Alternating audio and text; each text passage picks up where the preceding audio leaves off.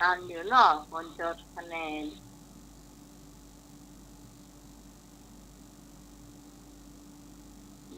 ให้หน่วยประตานเปิดดักติ้งแล้วบอก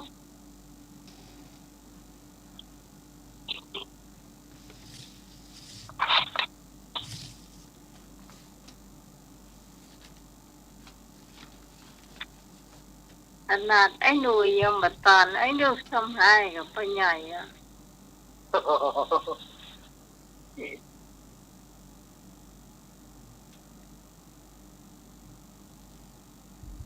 หมดแล้วนะ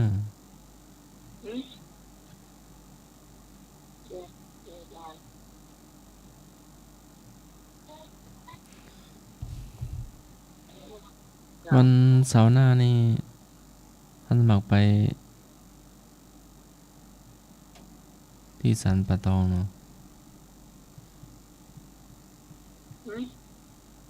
ว่าเลขาเจ้าคณะอำเภอสันป่าตองมรณภาพแล้วคณะสงฆ์ทุกอำเภอเป็นเจ้าภาพเนาะเราไปกับอาจารย์เลขาเจ้าอำเภอ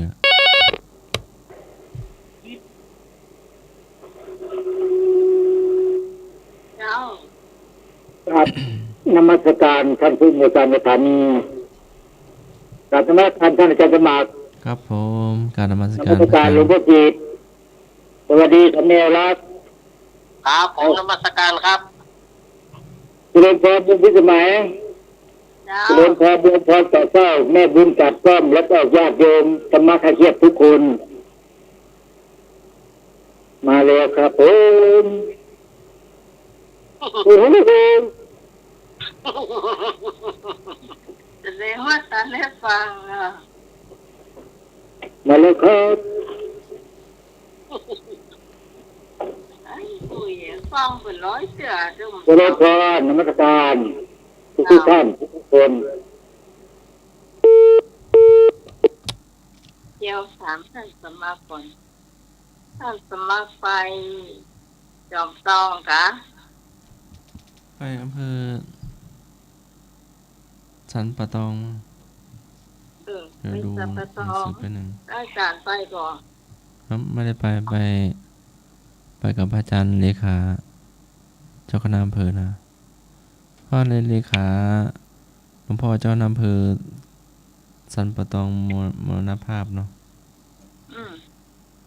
ไปได้การได้อย่างเดิมเจ้าเสร็จจากที่นู้นก็จะรีบมาเนาะมันเป็นตรงวันที่6เนาะ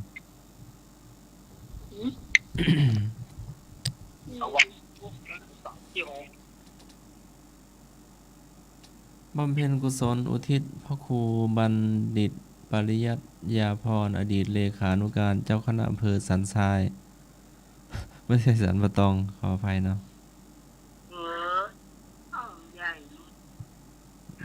หาหนังสืออยู่ตะกี้ขออภัยเนาะ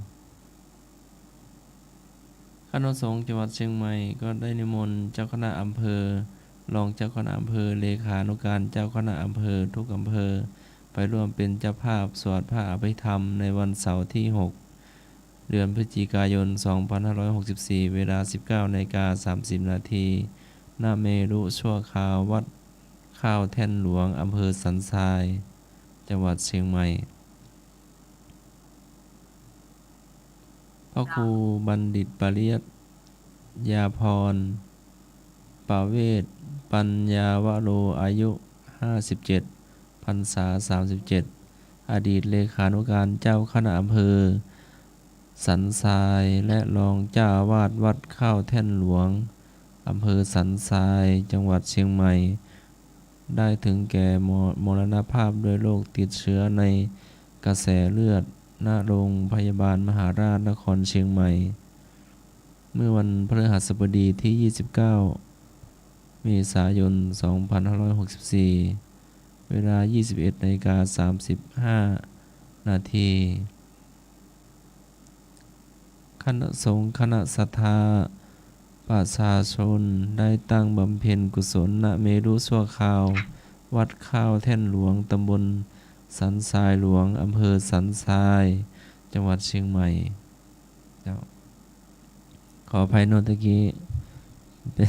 เป็นอำเภอสัมปะตองไม่ใช่เนาะคนละอำเภอกันเนอะอำเภอสันทรายอำเภอสันทรายเนาะกราบขออภัยครับ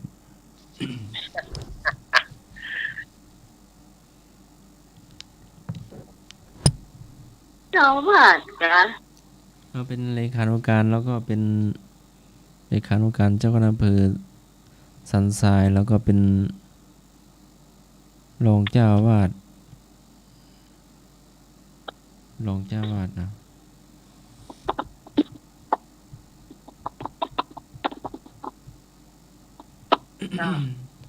ก็ก่อนหน้านี้ก็จะคงจะใช้โทรศัพท์ของไอ้หนุ่ยนะเจ้าที่ต้องพ่วงเข้ามาหาพระอาจารย์จนกว่าท่านสมัครจะเข้ามาเนาะ เจ้าเป็นวันที่ห วัน ก เสาร์ วันเสาร์เนาะ ฮะ เป็นวันที่6วันเสาร์ อืม วันนี้วันที่31น่าจะบอกล่วงหน้าถึงว่าถึง เจ้า เวลา ก็บอกล่วงหน้าเนาะ เงินเพิ่มจะเกาะกันปะอย่างนั้นนะ แต่พระอาจารย์นี่อยู่มาที่ห้องส่งแล้วเนาะ อืม แต่ ก็ กี้ บอก ก็ ว่า ลืมบอก จ่ายเนาะ เจ้าเดี๋ยวบอกให้จะโทรเข้าในเบอร์พระอาจารย์พระครูเนาะ ใช้เงินจะหุยแล้วปีหู เจ้า เวลาก็ค่อยโทรก็เบอร์เปลี่ยนต้องเป็นวันทุกรอบกันเนี่ยไปจ้ะอืมจ้ะข่าวบริการน้อยหนึ่งเจ้าไอ้หนุ่ยเจ้าโจทย์ไว้ไหนล่ะไปเจ้าบัญชีมาเดี๋ยวหน่อยหนุ่ยโทรเข้ามากำ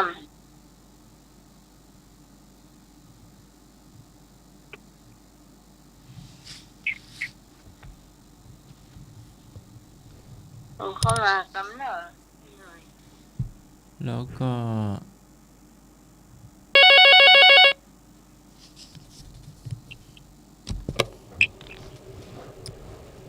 เจ้า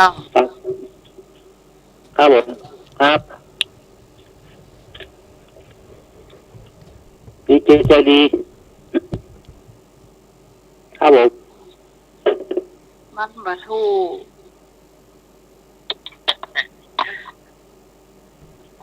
ปิ๊บเตื้อตึ้มบะทูวะร้อยเตื้อกับตึ้มบะทูวะเมื่อได้ต่อมเยี่ย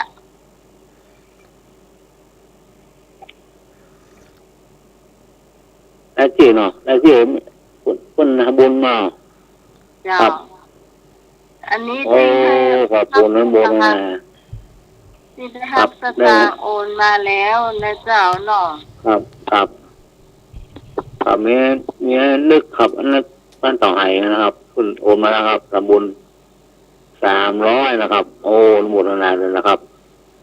น้ำทุกคนเพิ่นโตจ้ะ แม่สุรีอ๋อสมนึกบุญทาวงศ์ขอบคุณครับมาแล้วครับ ก็ชื่อรายละ แม่สุรีเรืองใจครับ1,000 บาท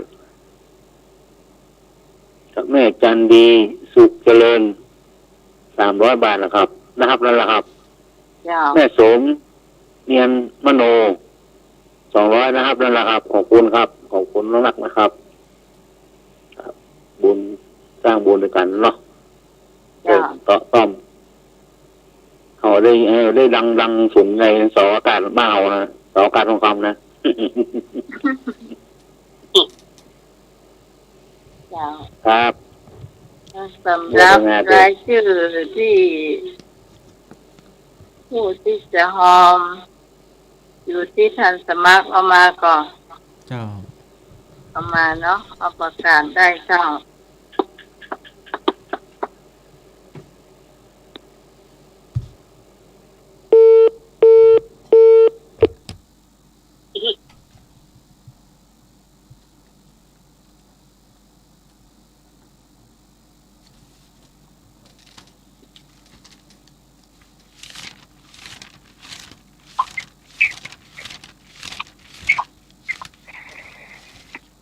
นี่พระอาจารย์ทวาดพระอาจารย์สมัคร 1,000 พระอาจารย์นิพนธ์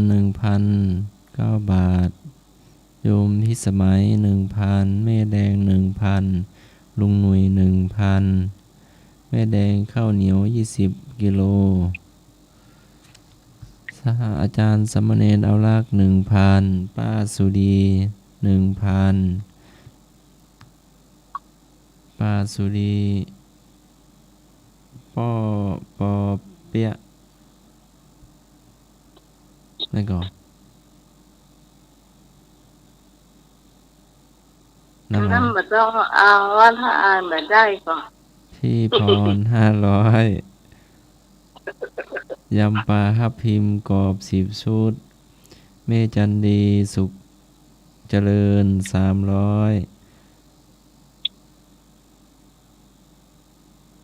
อ้ายนึก 300 แม่โสม 200 เจ้า เจ้า สำหรับ2-3ท่านสุดท้ายนี้ได้รับหมดแล้วเจ้าเพราะว่าเป็นพัสรีเรืองใจนะเจ้าไม่สมไม่ขาดเจ้าแม่จันดีสุขเจริญไอ้นึกเจ้าอันนี้จะได้รับเรียบร้อยละอันนี้โอนใจฮ้อนนะเจ้าพอมาละเจ้าแต่ว่าของเราก็เตรียมมาไว้แล้วนะเจ้าเนาะพร้อมที่จะไปปักบ้านเถอะแล้วเขาก็ยังไม่รู้ว่าวันที่แท้จริงเนี่ยจะมีพระสงฆ์เท่าไรเขาก็ยังไม่ได้สั่งกับเขาเถอะเนี่ยเจ้าทีนี้น้องใหม่ประมาณนี้ไม่จะสั่งละแต่ว่าเขายังกราบมาได้เถอะเจ้าจะไว้ใกล้ๆเป็นอย่างเจ้าเนาะช่วงต่อไปเป็นช่วงปัญหาธรรมะนะเจ้า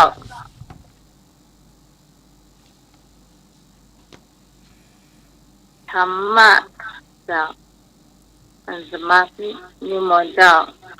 วิชาเบญจศีลเบญจธรรมวินัยระดับประถมศึกษา ถามว่าปานาติปาตาเวรมณีหมายถึงห้ามทำความผิดเรื่องใดก็ฆ่าสัตว์ขอลักทรัพย์คอพูดโกหกงอดื่มสุราง่ายเนี่ย ง่ายไปกันจะมีข้อยาก เอาเลยก็เก่าตา โอ้ยแม่ ตะปูนตา ดูหน้าเจ้า เจ้าสายนี้น้องเพราะ เจ้า มาเรื่อย กอไก่เจ้า ๆก็ไก่พี่หยัง ต้นเปล่าเจ้า พี่ต้นเปล่า เจ้ารีเนาะ สาวรี เจ้า จะรู้ไหมก็ไก่เจ้าที่หอนก้นตาก็ไก่โอ้โหแบบง่ายหรอมันง่ายมากเลย โอ้3 ท่านนี้มีข้อยากอยู่เนาะเดี๋ยวเอาหมุนเนี่ยเจอกันเจ้าเบาวิทยุหน่อยนะเจ้าเบาวิทยุเจ้าไก่เจ้าจันดีกอไก่สายทางนี้มาเลยจันดีกอไก่ก็งกครับ กอไก่ก็งกเจ้าครับเจ้า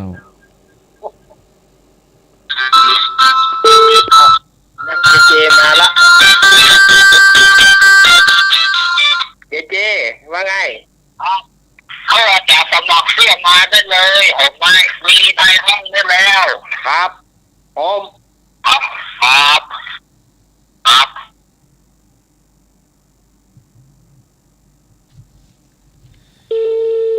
ปานาติปาตาเวรมณีหมายถึงห้ามทำความผิดเรื่องใด พวกแป๊บเดี๋ยวแป๊บหนึ่งขอเฉลยข้อนี้ก่อน เฉลยปานาติปาตาเวรมณีหมายถึงห้ามทำความผิดเรื่องการฆ่าสัตว์กอไก่ถูกมีแม่ละปูนและเจ้าได้2 คะแนนเจ้าแม่ละปูนเนาะแล้วก็พี่สารีได้1 คะแนนเจ้าพี่พรเจ้าวัดอาจารย์ได้เกินคะแนนเจ้าเจฮูกับเจทักทายหน่อยเจทักทายครับอย่างต่อครับทักทายคุณผู้ฟังเลยเอาเลยครับขอกลับว่าจะอาจารย์สุวัสดิ์กิจโจห้ามเหมือนกันนะครับขอกลับว่าจะ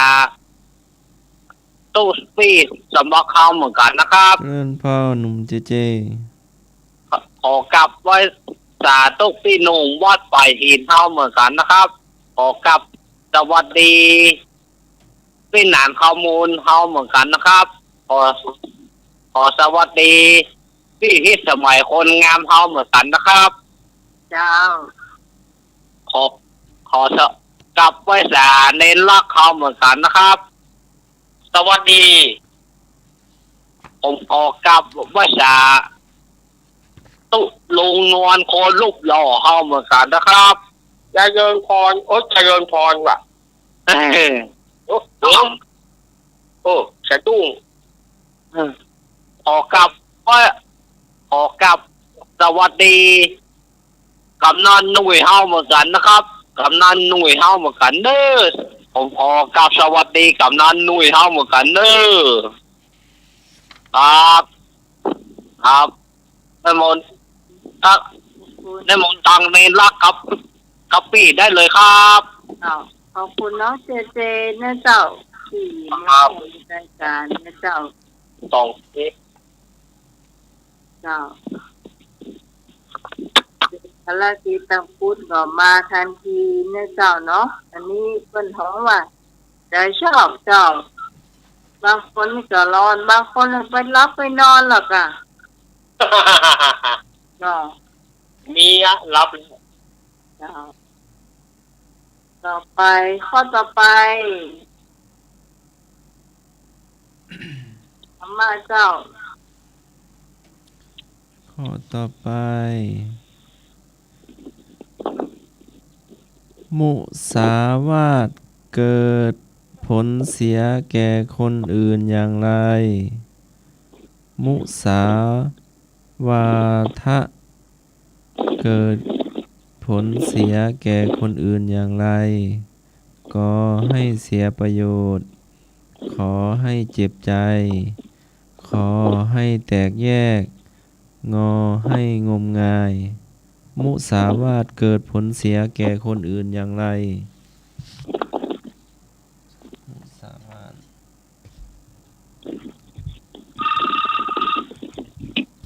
เจ้าตายน้องไม่ละกูน้องไม่ละกูเจ้ามุสาวาทแปลว่าอะไรมุสาวาทเกิดผลเสียแก่คนอื่นอย่างไรขออภัยเจ้าผมขอไปครับมุสาวาทการกำนันหนุ่ยก้าเท็จการพูดโกหกการพูดคำพูดที่ไม่จริงมุสาวาทหมายถึงการพูดเท็จการพูดปดการพูดโกหกคำถามว่ามุสาวาท เกิดผลเสียแก่คนอื่นอย่างไรก็ให้เสียประโยชน์ เจ้า ไก่เจ้าขอไก่ ขอ เจ้า ให้เจ็บใจ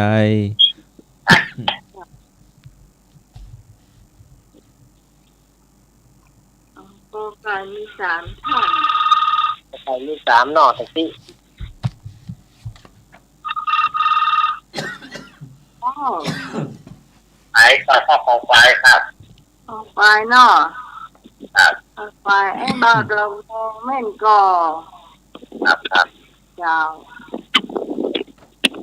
ออกไปตัวที่2เจ้า โอ้โห เจ้า ต้นไม้ เจ้า ก็เอาควายเจ้า ออกไปมี3เหมือนกันเจ้าสารีเจ้า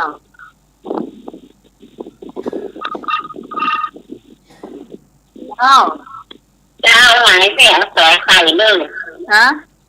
ขอไข่ ออกไป เจ้า ไม่เหมือนคนเนาะ ชื่อประเหมือนนะไปคนเดียว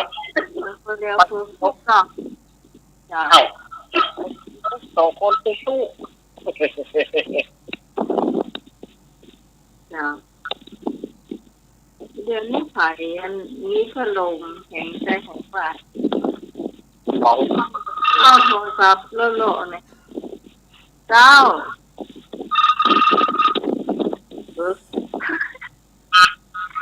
เจ้า เจ้าพี่ต้องเอาขอไข่ไปไม่บุญเด้อ เจ้า เจ้า เจ้า ออกจากเขาลงไปอาบน้ ถ่ายอยู่เจ้า ำขอไข่ก่อน 2ละ ขอควาย3ก็3 3เจ้า เอาอะไร เจ้า งูเด้อ ฮะ เจ้างองู ไปเลย อันนี้รูปวัดเจ้า อ๋อ สมศรีรูปวัดนุ่มวัดสายหิน เจ้า เจ้า ศรีเจ้า แม่สี ยังฟังอยู่เด้อ เจ้า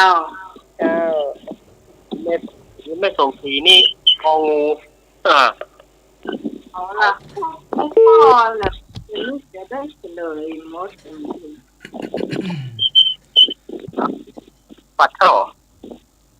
มุสาวาทหมายถึงการพูดเท็จ การพูดปด ๆมัน การพูดโกหก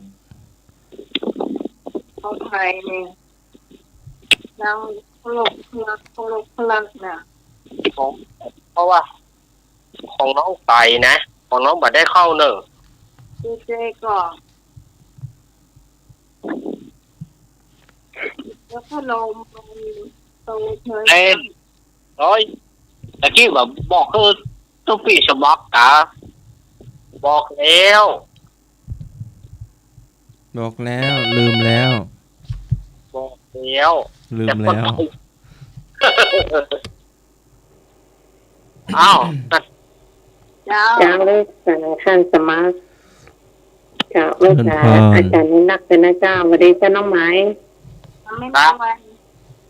เจ้าทำมาใครเจ็ดผู้คนเลยน้อง แม่ ไม่เจ้าไม่นุ่มเราก็ขอควายนะเจ้า แม่สมศรีแม่นวล ต้องมีเจ้าฟังอยู่นะเจ้าน้องไม้ แม่นวลมาแล้ว เจ้า พอไปมาแล้วโอ้ เจ้า ออก ดี ไป แบบเลยเจ้าออกไปเยอะมาก ไปตกอ๋อชอบจอยเปิ้ลโดยสกลเด้อคอควายก็ได้เด้ออ้าว อยากเป็นอย่าง ป้าโอ้คอควาย เอ้ยหนุ่มเจเจเนาะตอบมาเลยเนาะ เอา ถูกผิดบ่เป็นหยังถูกผิดบ่เป็นหยัง จำไว้เนาะ บอกว่าฉัน จำคำถามจำคำตอบ ตับบอกยังเอียกะสร้างสีสันก็เข้ามา จะได้ร่วมกันจะได้ไม่ค่อยหลับเนาะ ขอไข่หนึ่งไม่ได้ค่ะขอไข่หนึ่งขอควาย3ออกไป3 คอควาย5 ออกไป2 คอไข่ทองกะ ออกไปอัน มีแม่บุญกับพี่ตอง ครับขอไก่ที่2,000เนาะแล้วก็โอ้โหขอไก่3ใช่ก่อน ขอควายงองู1แม่สม มีคนเดียว งองูแม่สมศรีอ้าว ค่ะ ไม่มีใครแล้วเนาะไม่มีใครแล้วเนาะ เอาเราจะได้เฉลยเจ้า เอาเลยแม่ทุกทิศบอกว่ากันเนอร์แม่นิมนต์ครับ มุสาวาทหมายถึงการพูดเท็จการพูดปดการพูดโกหกถามว่ามุสาวาทเกิดผลเสียแก่คนอื่นอย่างไรตอบทำให้เสียประโยชน์กอไก่ถูกก็ไก่นี่จะมีแม่เต็มที่ก่อน แล้ว ไม่หนุ่ย ลุงนุย ถ้าใครคนอ่ะ พอดีไปออกทำนอกแม่ อ่า ไปที่2ไปที่3ตอบกันเนอร์กอไก่ ไปทางคุยก่อนไก่ ไปที่3เนอร์ เนอะ บอกกันเนอร์ เจ้า พี่พรเป็นคนที่3เจ้าก็ไก่ คนที่3จับเด็ก เจ้าแม่ที่เจ้าที่2คะแนนเจ็ดหนึ่งเจ้าพี่พรจะเสริมคะแนนว่ะโอ้วันนี้ยันโดนแม่ตะปูลูกคะแนนไปนี่แม่จะติดกับลูกคะแนนข้อนี้ไปละเจ้า อุ้ยอะไรนี่โอ้ลูก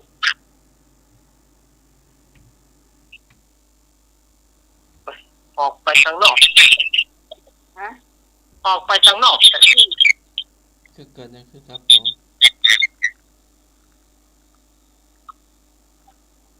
ข้อต่อไป ข้อต่อไป ถามว่าโทษเบาที่สุดในการพูดมุสาวาทคือข้อใด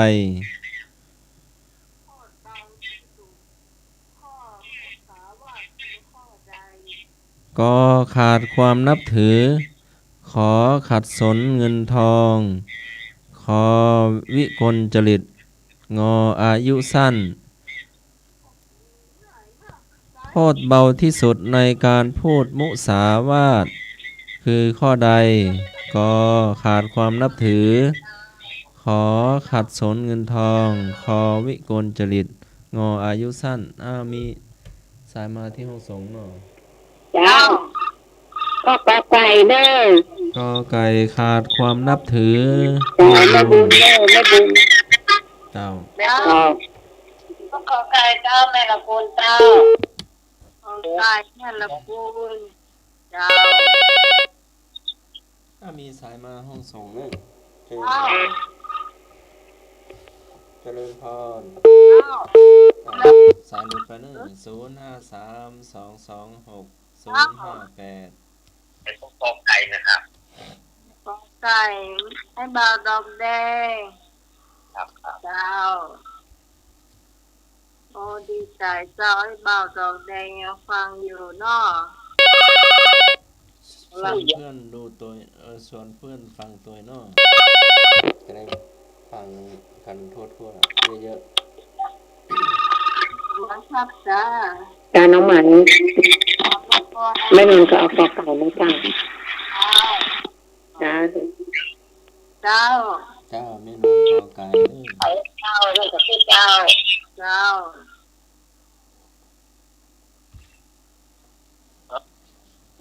บางทีต้องพูดดังมาก่อนเขาก็ต้องโหโอกาสนะเจ้า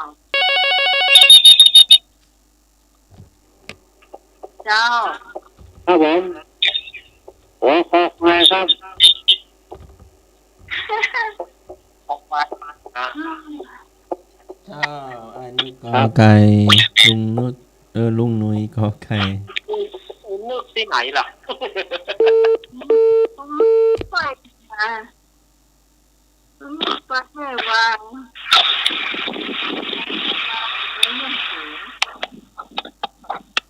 มีเสียงก็แก๊กแก๊กแก๊กนอพระอาจารย์สมณเณรครับผม ไม่รู้เนอะผมไม่รู้ ผมก็ได้ยินเหมือนกัน อ๋อ ผมก็อันก็ หนุ่มจีเจไม่ได้ทำอะไรนอดังเองนอ ได้ทำผมก็ได้ยินเหมือนกันเน้นโอ้ยออกเป็นอย่างนอกเนี่ยโอนมันอ้อยลวดไป เงียบละเงียบละ ลวดไปเปลี่ยนน้ำมาเอาน้ำ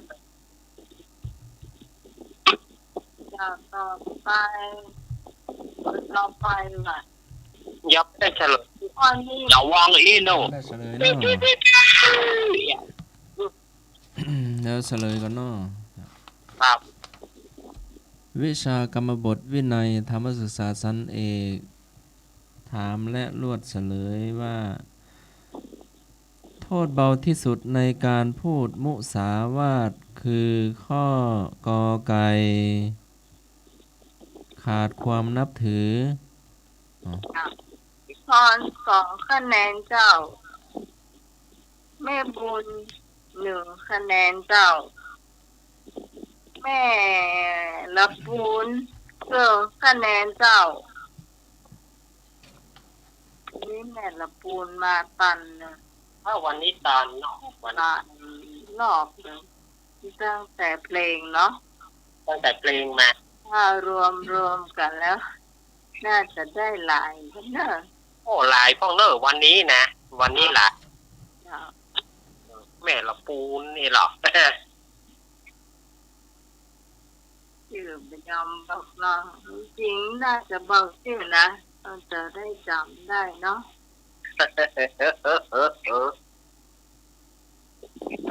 ช่วงธรรมะ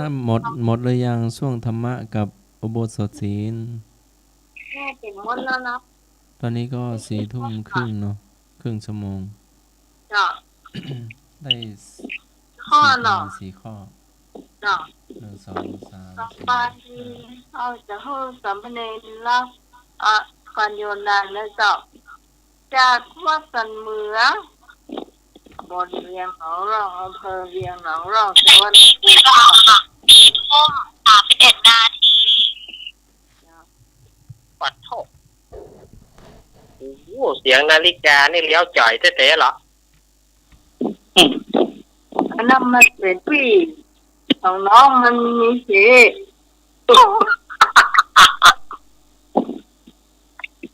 พี่มา2 ปีก็เดี๋ยวไปละเดี๋ยวเสียงดังแล้วมันบอกกันอุณหภูมิเด้อเนอะ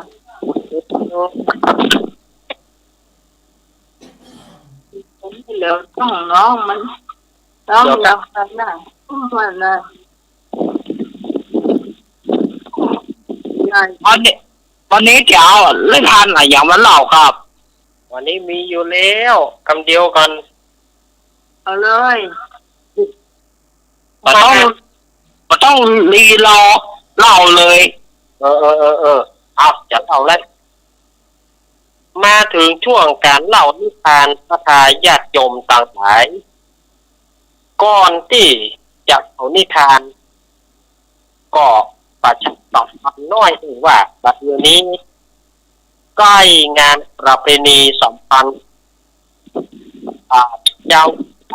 ของเรานั่นก็คือการตั้งธรรมะการตั้งธรรมะปีนี้มักตรงกับวันที่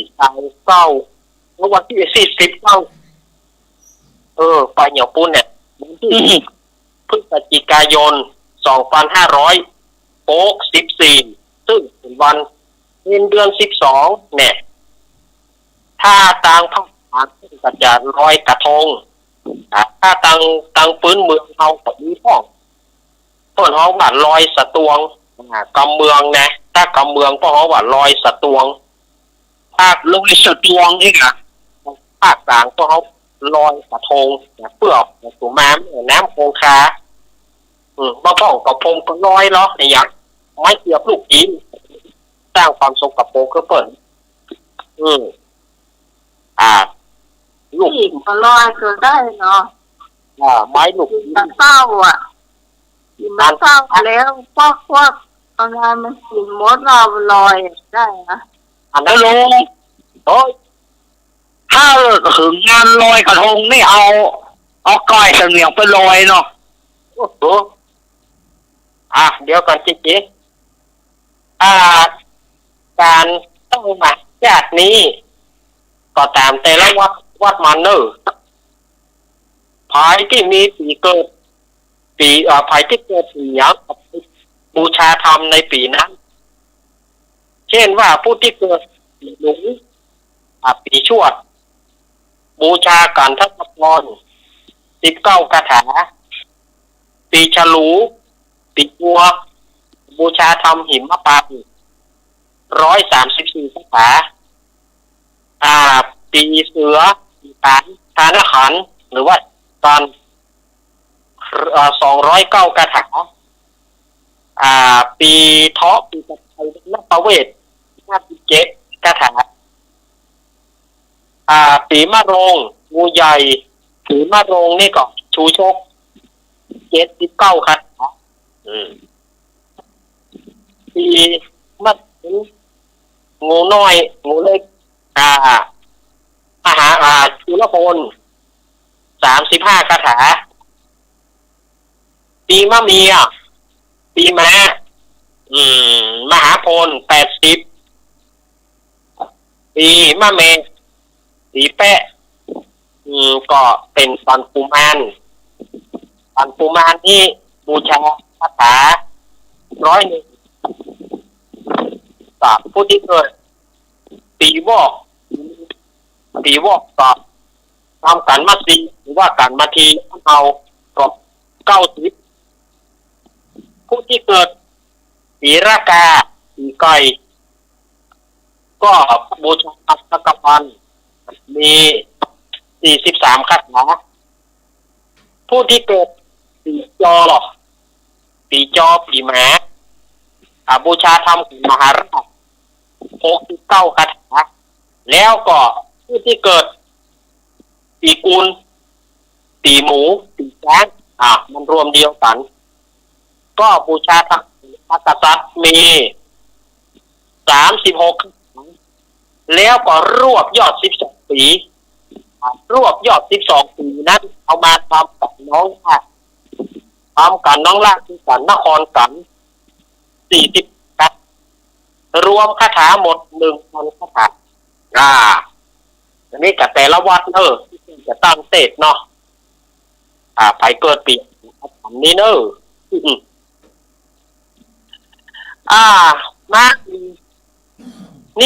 ในวันนี้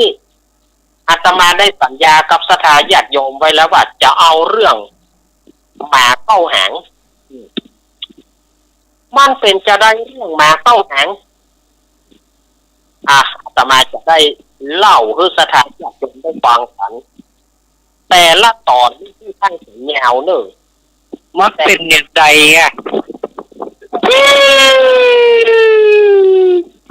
รู้จักอยู่คนเดียวต้องซื้อละวันนี้ก็เรื่องประเดิมเรื่องสุโรโมกะหมาเต้าหางเรื่องราวจะเป็นนั้นก็เชิญคณะศรัทธาญาติโยมได้ฟังในบัดนี้ ในสมัยอันนี้พระอานนท์เป็นผู้เล่าเพราะว่าอานนท์นี่เป็นคลังแห่งปัญญาพระอานนท์คอมพิวเตอร์ในสมัยนั้นพระพุทธเจ้าเพิ่งจะไปเทศน์ธรรมที่ไหนแสดงธรรมที่ไหนพระอานนท์จะต้องไปแสดงแล้วพระอานนท์ก็เก็บไว้ถือว่าพระอานนท์นี่เป็นมนุษย์คอมพิวเตอร์อัจฉริยะในยุคนั้น ยุคไอทีอานนท์นี่พระอานนท์ก็ได้เล่าตอนต่างพยานาธรรมว่าในสมัยนึงผมได้ยินองค์สมเด็จพระสัมมาสัมพุทธเจ้าเปิ้ลเทศนาว่าที่สมัยนั้นต้นประทับอยู่ที่วัดเชตวันมหาวิหารในเมืองสาวัตถีในครั้งนั้นภิกษุทั้งหลายก็ประชุมสัน ภิกษุทั้งหลายที่เจ้าทั้งหลายก็มาประชุมกันที่โรงธรรมสภาภิกษุทั้งหลายก็มาปรารภกับพระอินทร์ท่านพระพุทธเจ้านี้มีคุณอเนกอนันต์เป็นครูแห่งโลกทั้งสามแต่ว่าพระพุทธเนี่ยอย่างจงจังถ้าพระพุทธองค์ของเราทุกเจ้าทั้งหลายก็เอามาทบกันเอามาอู้กันจนเรื่องราวนั้นไปถึงพระพุทธเจ้าซึ่งปัจจุบันพระคันธกุติ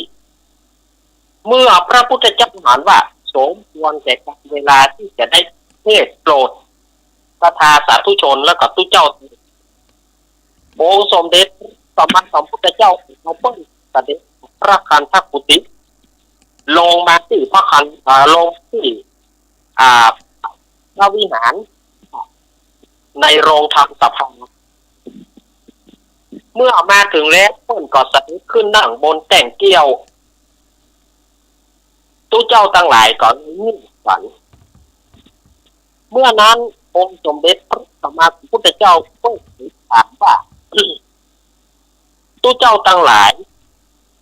ท่านอู้กันเรื่องหยังผ่านเฮามาแล้วบอก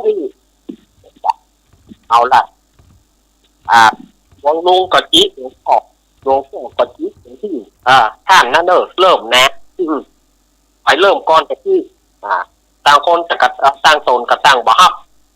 ก็มีเจ้ารูปหนึ่งโยกมือขึ้นเทศภาวาข้าเด็จพระสัมมาสัมพุทธเจ้าก็ผมเขาอู้กันถึงเรื่องพระเทวทัตบ่ฮักพระองค์ปองจะฆ่าพระองค์ปองจะทำให้พระองค์เนืองพระพุทธเจ้าค่ะองค์สมเด็จสัมมาสัมพุทธเจ้าของเราเพิ่นก็เลยได้อู้มาว่าตู้เจ้าตั้งหลายเฮ้ยอ่านว่าคือว่าทับปองข้าเฮาบัดได้ในนี้ตะวันปางเมื่อถึงสุพรหมโมกข์พระเทวทัตจะฆ่าเฮาโจรเฮาต้องเอาชีวิตเกือบบรอดเพื่อหวังค่าได้เมียเฮาโดในจากนั้นและองค์สมเด็จพระสัมมาสัมพุทธเจ้าของเฮาก็เงียบยามนั้นทุกเจ้าคนตะกี้ที่กับได้โกกมือพันเตพระวาองค์เดชพระสัมมาสัมพุทธเจ้าเรื่องราวนี้อดีตของพระองค์พระผมก็บอกรู้เตื้อเพราะพระองค์เทศมาให้หมู่กับผมพระเจ้ากันอันนี้เป็นใจสำนวนพื้นแบบยดย้อยเนอะทุกเจ้าที่นะเปิ้นอาราธนาด้วยอย่างอันไพเราะว่าอย่างนี้ขอนิมนต์ลูกศิษย์พระมุนีตนเลิกแล้วขึ้นนั่งมาเกี่ยวเตเตปานาพร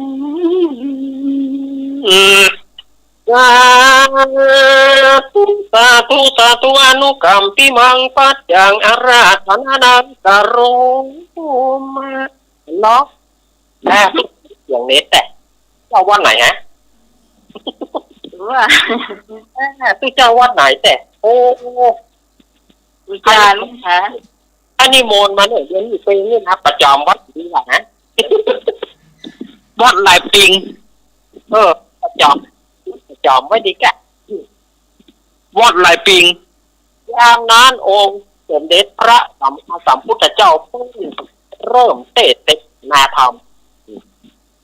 องค์พระพุทธเจ้านี่คือเสียงอันกังวานนะโม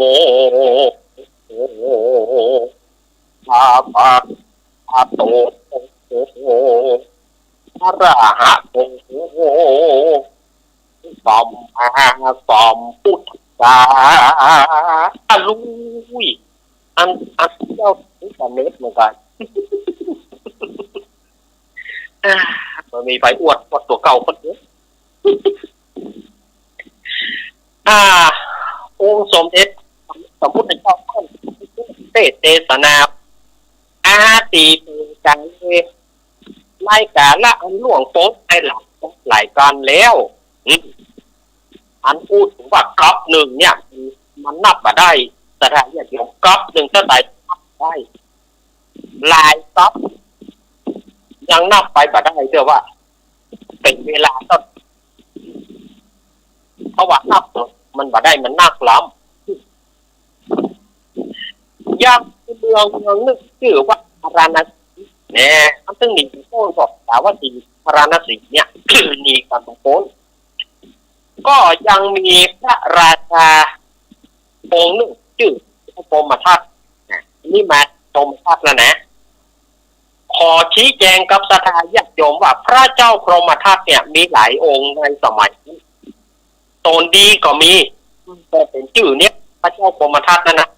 ตนให้ก็มีชื่อพระเจ้าพรหมทัตเหมือนกันคงจะเป็นตระกูลต้นสมัยนั้นคงจะเป็นตระกูลพรหมทัตเนี่ยพอมาคงเมืองพาราณสีก็ได้ชื่อว่าพระเจ้าพรหมทัตมีทั้งตนให้แต่ละชาติของพระพุทธองค์นะต้นชี้แจงของแต่ละชาติของพระพุทธองค์เนี่ยพระเจ้าพรหมทัตแต่ละชาติที่เมืองพาราณสีพอเหมือนกันบางตนบางชาติก็ไปเจอใส่พระเจ้าพระเจ้าพรหมทัตใจดีบางชาติก็ไปเจอพระเจ้าพรหมทัตที่จัดไงแต่ละพงศาจารย์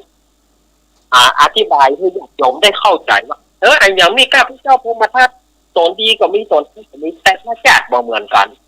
สถานญาติโยมเข้าใจตามนี้พระเจ้าพรหมทัตองค์นี้เป็นกษัตริย์เป็นพระราชาที่บัดนี้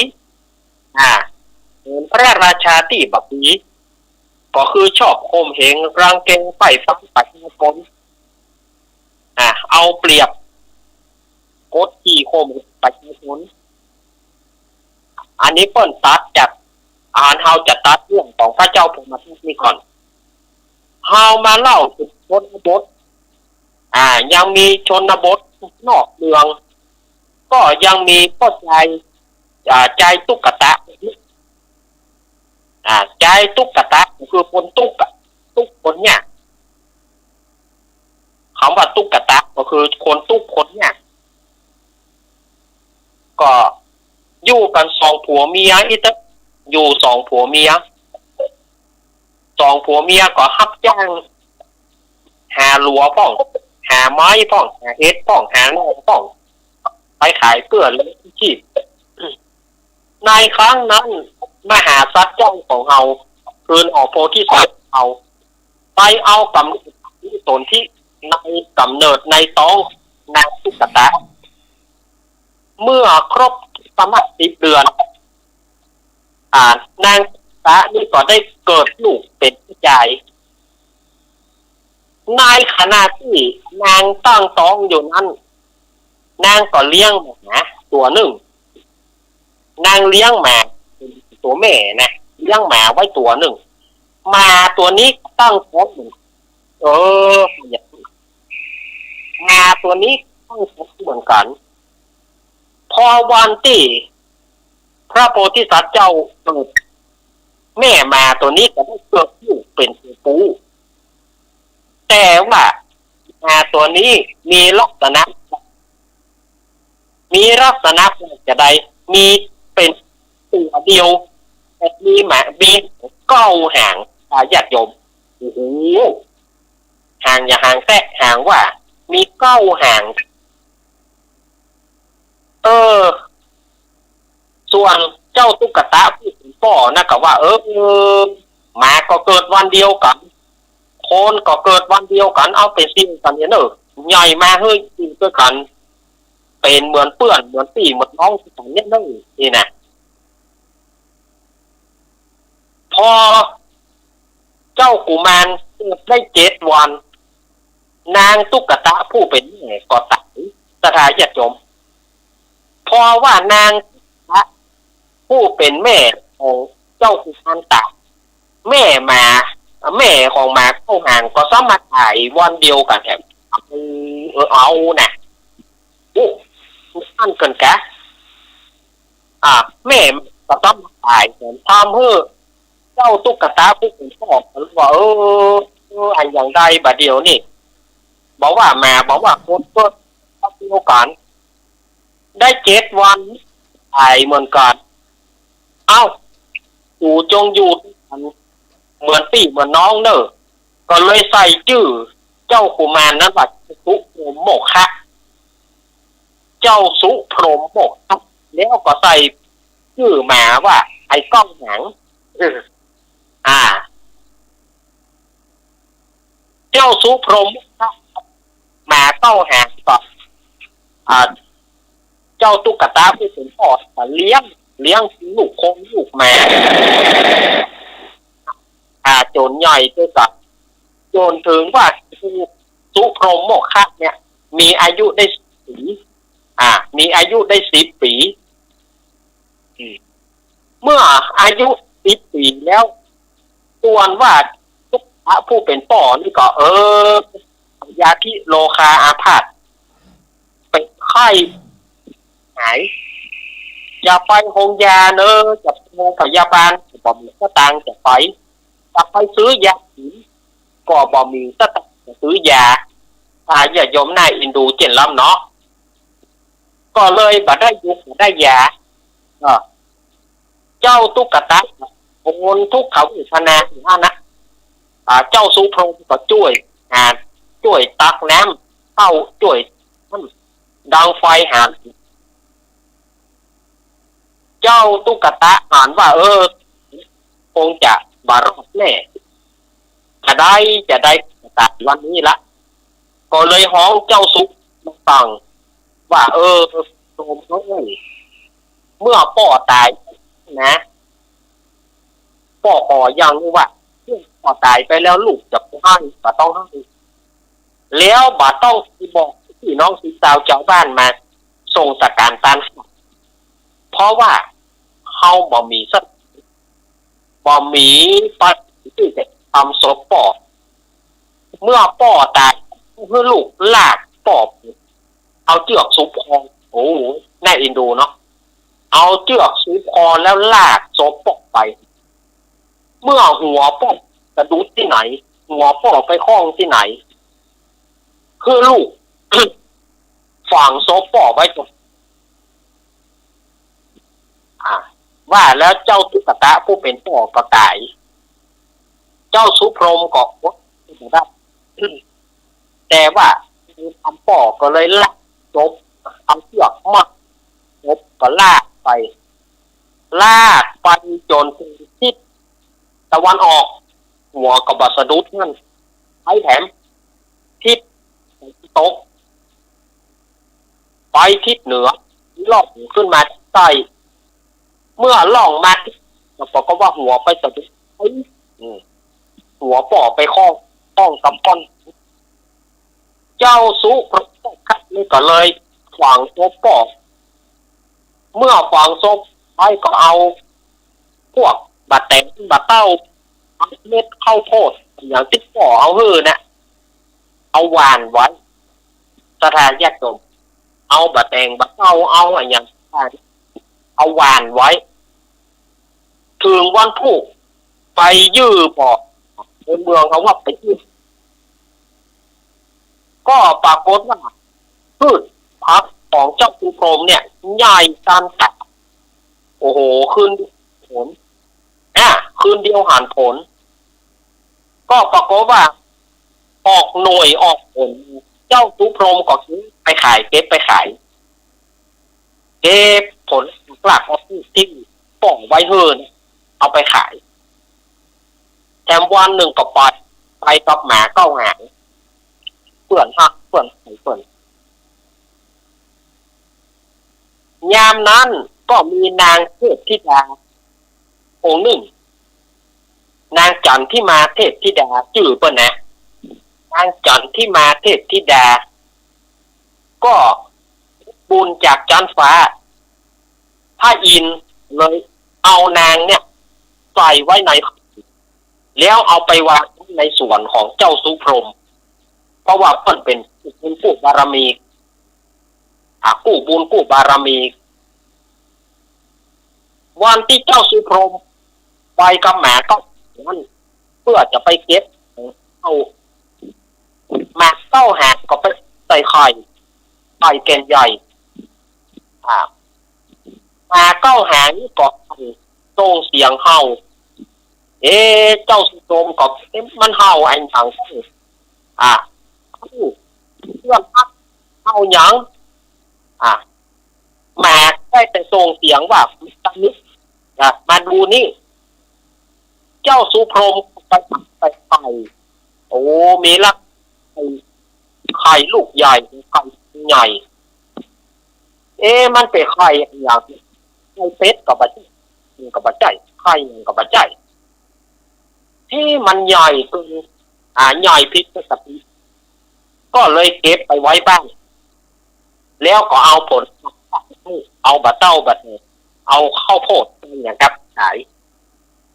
การว่าเจ้าสุพรหมบอยู่นางเทพธิดาที่อยู่ในไข่นี่ออกมาทำกับข้าวหุงข้าวทำกับข้าวเจ้าสุพรหมมาถามว่าข้าวนี่ของอุ่นทีเดียวไผ่มันเนี่ยกินเท่าไหร่พ่อก็บะหมี่ไผ่นี่นะเป็นไผ่มาหุงข้าวหุงปลาเท่าไหร่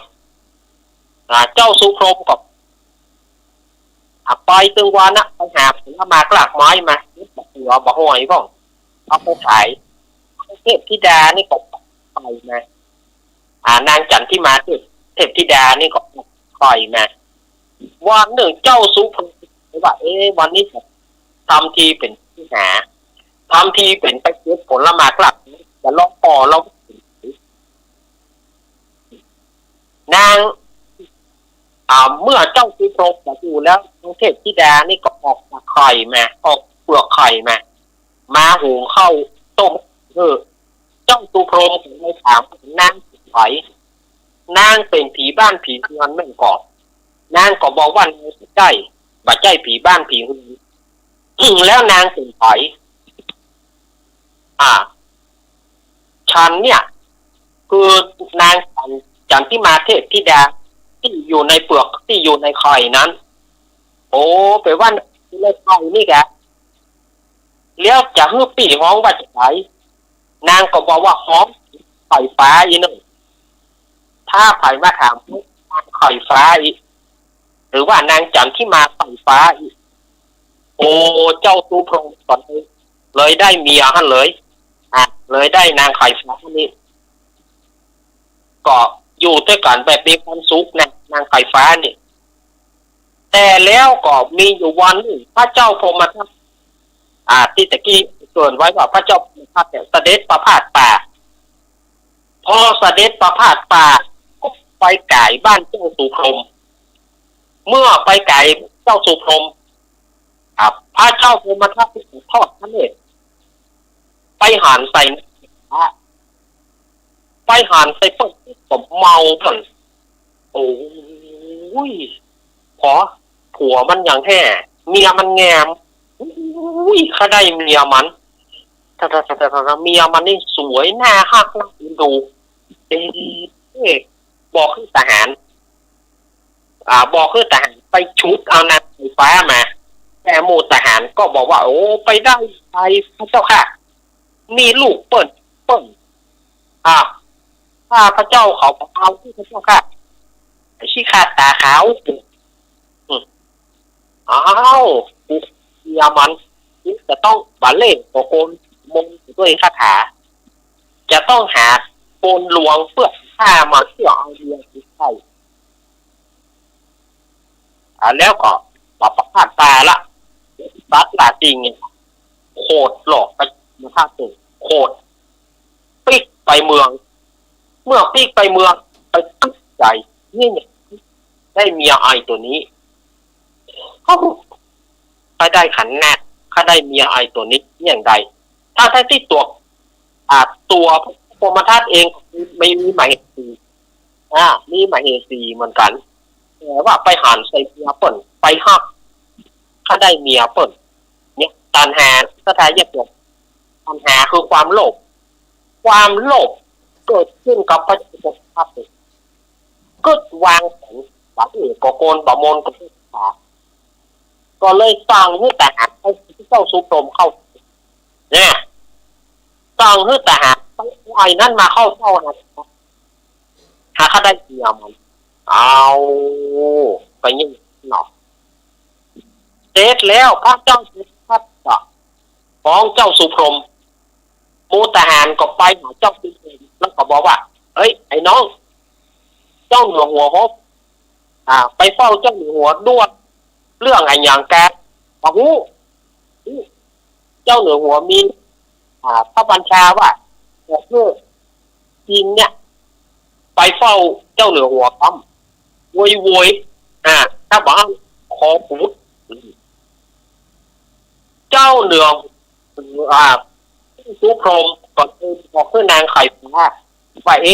เจ้าเหนือหัวห้องปีไอ้นี่นะบอกหูว่าอย่างนางไข่ฟ้า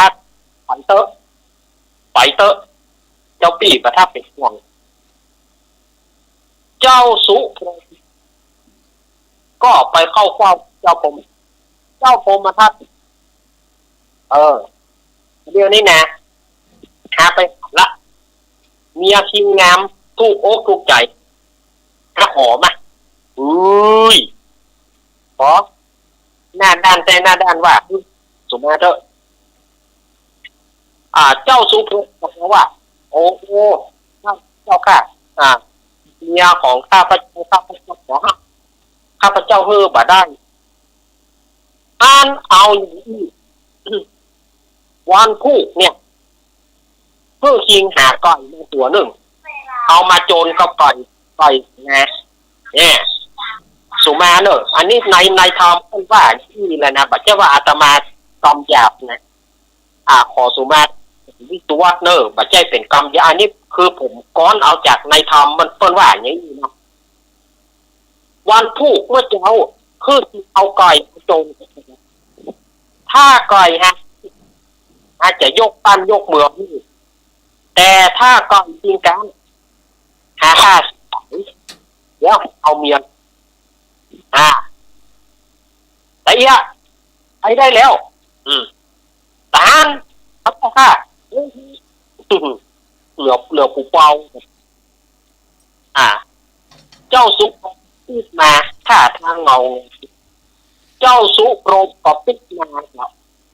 มานั่งให้เจ้าโสมนี่นะมานั่งให้นางไข่ฟ้าถามที่เป็นอย่าได้ไปเฝ้าที่เหนือหัวอย่างมันให้เปิ้นใส่โต๊ะใส่ฟ้าก็เปิ้นใส่โต๊ะปีเดี๋ยวนี้นะเพราะว่าเจ้าเหนือหัวข้าได้ตัวน้องนางไข่ฟ้าบอกว่าเฮาผู้บุญบารมีกันจัดถึงแม้ว่าอย่างน้องก็บอกไปน้องจะอยู่กับเจ้าพี่ว่าแต่เจ้าเหนือหัวเปิ้นใส่โต๊ะจะได้เปิ้นใส่โต๊ะว่าวันที่เอาไก่ไปเปิ้นถ้าไก่ที่จะเจ้าเหนือหัวจะที่แล้วจะเอาน้องไปเลี้ยงถ้าไก่ที่เปิ้นจะยกบ้านเมืองคือแต่ว่าปีมันนับใจว่าเขาบ่มีหัวเนี่ยน้องเหยเขาจะเนี่ยจะดันเมื่อนั้นนางบอกว่าพี่เหยดักเหียจะไม่ให้น้องเนี่ยจะจุ้งตั้มปานที่วันพูกเมื่อเจ้าปีฮักเข้างวงเจ้าปีฮักเข้างวงตั้งที่ปากทางสามแยกแล้วจะมีไก่เนี่ยมากินข้าวปีก็ยับเอาไปโซนไก่ของเจ้าเหนือหัวนับเพราะว่าไก่ของเจ้าปีต้องชนะเจ้าสุพรหมก็ดีอกดีใจขอบใจเนอะน้องไข่ฟ้าขอบใจเนอะที่เจ้าช่วยพี่นะขอบใจส่วนว่าเจ้าสุพรหมได้ไก่ไอ้โจรหรือไม่เสาหน้าค่อยฟังเสาหน้าค่อยฟังไหนนึกกำลังม่วนเนาะโอ้ เสาร์หน้าก็ฟังเนี่ยไม่เสาร์อาทิตย์สันเนี่ยสถาญาติโยมความโลภนะอยู่เป็น เนาะถึงเจ้าฟ้ามหากษัตริย์ยังที่โลภบัจเจติต่างสถาญาติโยมเนี่ยตัณหาคือความอยากตัณหาคือความโลภอย่างที่อาจารย์สมัครว่าตะกี้เนาะอาจารย์สมัครว่าเป็นความโลภความโลภอย่างหนึ่งได้แล้วบ่พอมีแล้วบ่พอเนี่ยสถาญาติโยมอันนี้ก็เสาร์อาทิตย์หน้าก็มาต่อกันเนอะเสาร์อาทิตย์หน้ามาต่อกันว่าเรื่องจะเป็นใครเจ้าทุกลมจะได้ไปโจรหรือไม่ติดตามรามตุนรู้เรื่องนี้ ถ้าเป็นเรื่องนี้นี่เคยฟังมาละ ครับ เจ้าจะบอก ครับ ม่วนนะม่วน โอ้เรื่อง มันมีหลายช็อตหลายตอน โอ้โหเรื่อง บางคนนี่โอ้โหสุดยอดเจ้า ความก็แปลว่ามีแต่เรื่องเศร้าทั้งนั้น เจ้า โอ้มี19 ต่อสถาญาติโยมมี19 ต่อ แต่ว่าเขามาเล่าเนี่ยมันจะไว้เนาะ เอามาเล่าเนี่ยอีก เขาฟังทำนี่นะโอ้กว่าจะได้ผูกนะปะโทคุณผู้ฟังประตั้งใจฟังเป็นหูอย่างเลย อ้าวไปความคิดเห็นโทรเข้ามาได้เลยสถาญาติโยมมีต่อแหกอาจจะโทรเข้ามาเนอะ053120528เอา2 เบอร์นี้เนอะสถาญาติโยมอันนี้ก็ลุงนุ้ยเนอะ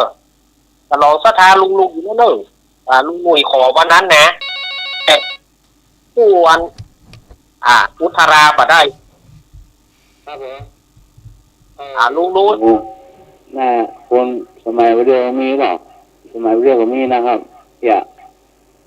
เป็นหน้าหมุดหน้ามัวอย่าซับเนาะตกบกเพื่อนเนี้ยเพื่อนเขาได้เพื่อนเนี่ยมาได้เหวได้คนก็ได้น้ำมนต์ก็ได้ลายอย่างเนาะแล้วเพื่อนมาเปลี่ยนของตัวเก่าสมัยเรียกมีนะครับมีป่ะลงข้าวอย่างนี้เหรอข้าวครับผมนี่ก็ดีครับดีมากเลยโอ้ขอบคุณครับ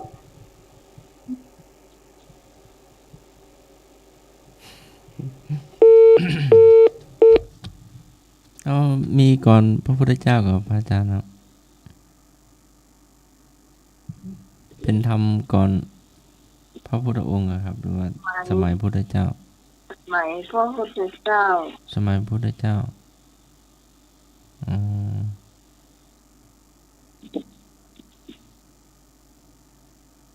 ตอนนั้นพระพุทธองค์ก็อยู่วัดนั่นเนาะครับเพิ่นหลายพบหลายชาติอันนี้เป็นชาติหนึ่งของพระพุทธเจ้าต้องสมบารมีเนาะก็ฟังดี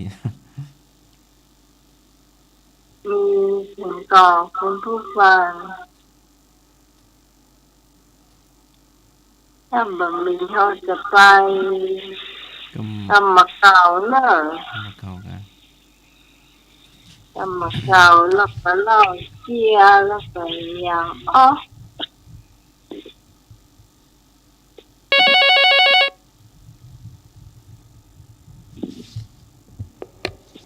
ครับนี่ก็มาต่อกันนะเนาะนี่มาเลยตามไปนะที่เปลี่ยนเปลี่ยน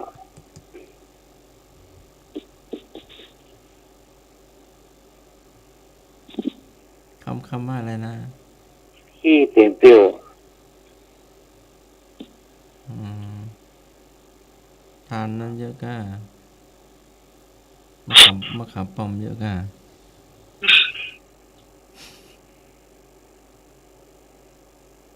มะขามป้อมมะขามเปรี้ยวเนาะ หรือว่าอาหารเป็นเผ็ดอาหารค้างคืนก็เดี๋ยวอันนี้เป็นละอ่อนหรือว่าเป็นคนใหญ่ได้ทั้งสองเนาะ เนี่ยครับ เป็นละอ่อนกาหรือว่าเป็น ข้ามเก่านะครับขี้เต็มเปรี้ยวอ่ะสายรู้มั้งนะอะไรมั้ง หาสายน้ำไม้รูด แล้วแปลเลย ยังอยู่น้ำไม้ยังอยู่ ดูเนาะ เจ้า ขี้เต็มเปรี้ยวอ่ะเนี่ยว่าเราเปิด แปลให้ฟังเลย แปลเลย ว่าเราเปิดเนี่ยเรื่องตัวเก่ามีชนักเนี่ยเราก็ว่าเปิดดีอย่างไรเปิดดีเราเปิดดีตัวขี้เต็มเปรี้ยวอย่างครับครับผมเนี่ย อืม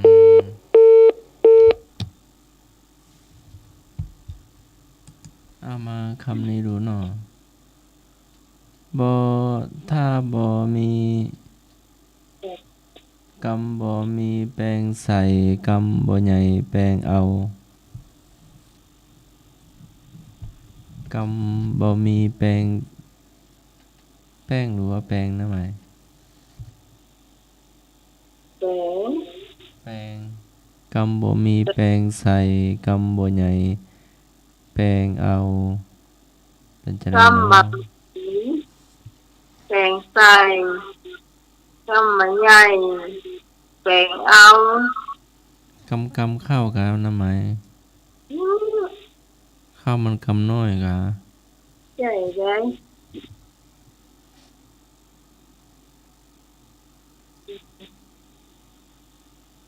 บ่อิ่มเนาะจ้ะ ใช่เด้อหมายความว่ากรรมที่มันบ่มีอะแปลงใส่เปิ้นเข้าใจก่อนกรรมบ่มีแปลงใส่กรรมไม่ใหญ่แปลงเอา อันของตัวอันนี้ดีหมดอันเดียวเปิ้นนี่ใส่ลายป้ายสีเปิ้นอันนั้นบ่ดีอันนี้ก็บ่ดีอาจารย์เอาลอกแน่ล่ะ จะรับมีนาย ใส่รูดยาก ยัง หืมเจ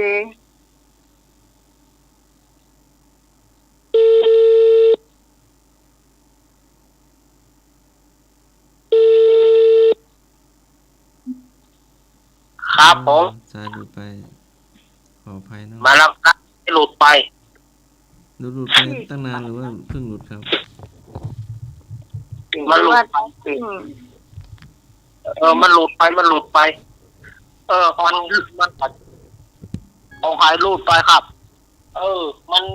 เกเรนะตั้งแต่มันตกน้ำไปนี่นะมันก็เริ่มเกเรนะโทรศัพท์เครื่องนี้นะ มันก็เลยเหมือนเจ้าอะก็ ไม่ใช่ เจ้ามันไม่ได้เกเรเจ้ามันแน่ฮะ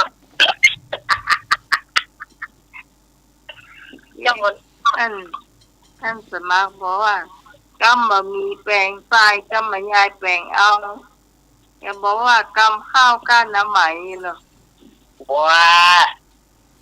ก้มบะมีแปลงใส่ก้มบะใหญ่แปลงเอา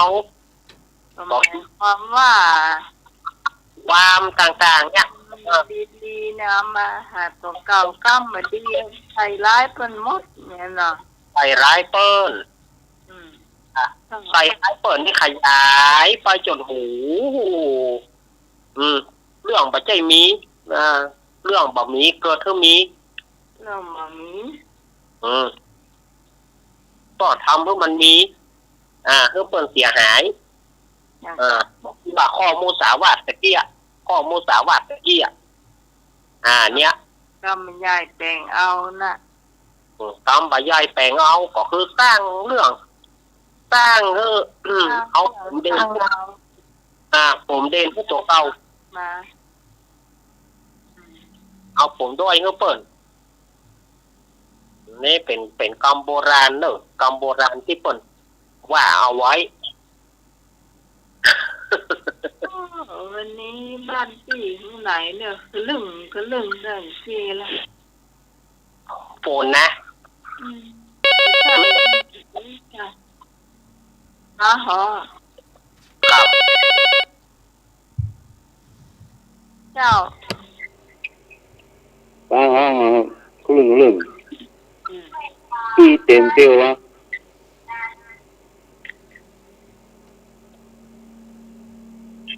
จะไปที่การที่ตายหรอ อ๋อลืมไม่ได้ ก็ให้เห็ม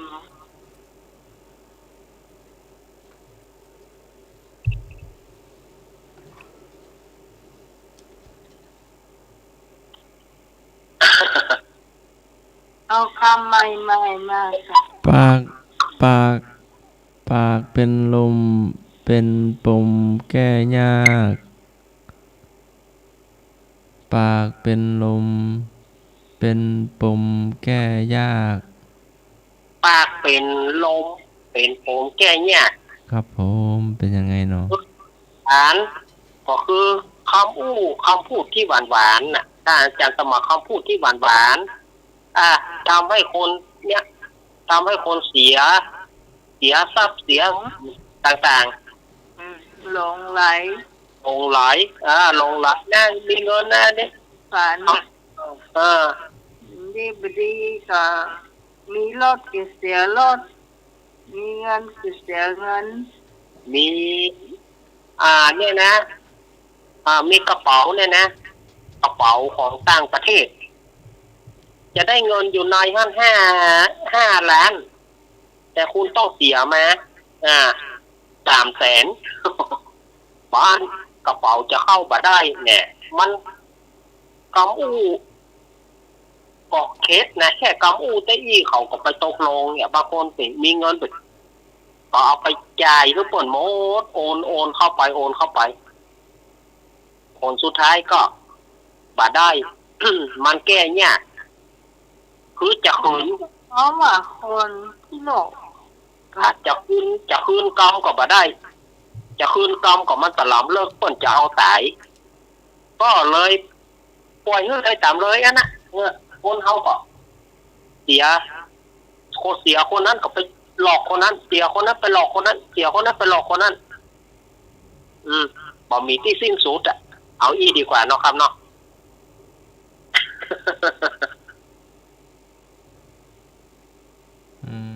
ครับผม ครับผม ครับ นะนี่จะอธิบายให้ ใครเคยจนคนเคยฟ้อน ไก่เคยจนคนเคยฟ้อนก็คือสันดานของคนเฮาเนี่ยพวกขี้โลภขี้โกงเนี่ยนะแก้ตึงมาได้เอาไปตีขอบอย่างได้ปีกมามันก็ยังเอายังอันนะ แม่นี่หลี นะ แม่นี่หลี อีหลีมันต้องมีหรอก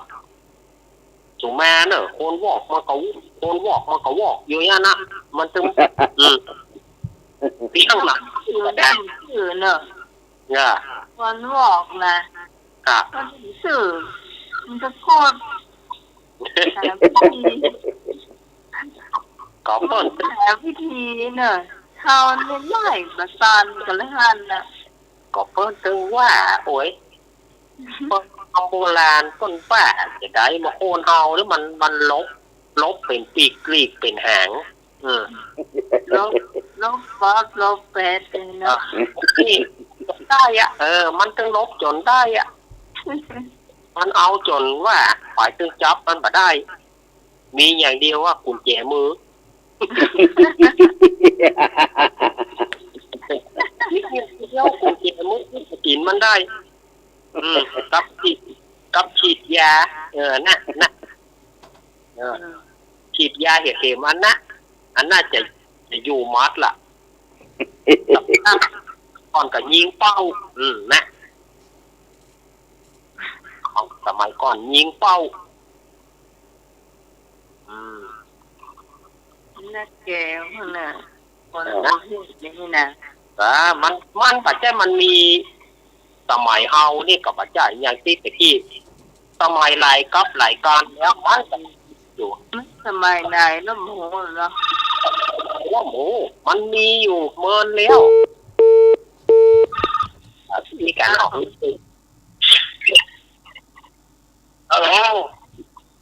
ครับผมโซตาทีน้อยเราเป็นเป็นพวกเราเป็นเป็นหางอ่ะใช้ใจอย่างเดียวนะใช้ตั้งใจอย่างเดียวอ่ะมีปักใจไม่ต้องเป็นหางอ่ะครับเวลาที่เก่าเนี่ยทำได้จะใช้กับครับผมเจ้าขอบคุณหลวงตาเฮ้ยกะ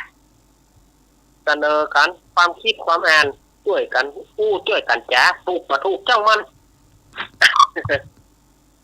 ถูกมาถูกเจ้ามันอาจารย์สมัครมีอีกหรือเปล่าครับผมมาดีว่ามานิมนต์เลยเปิ้นว่าบาถามจะไปกล่าวเปิ้นบ่เปล่าจะไปครับ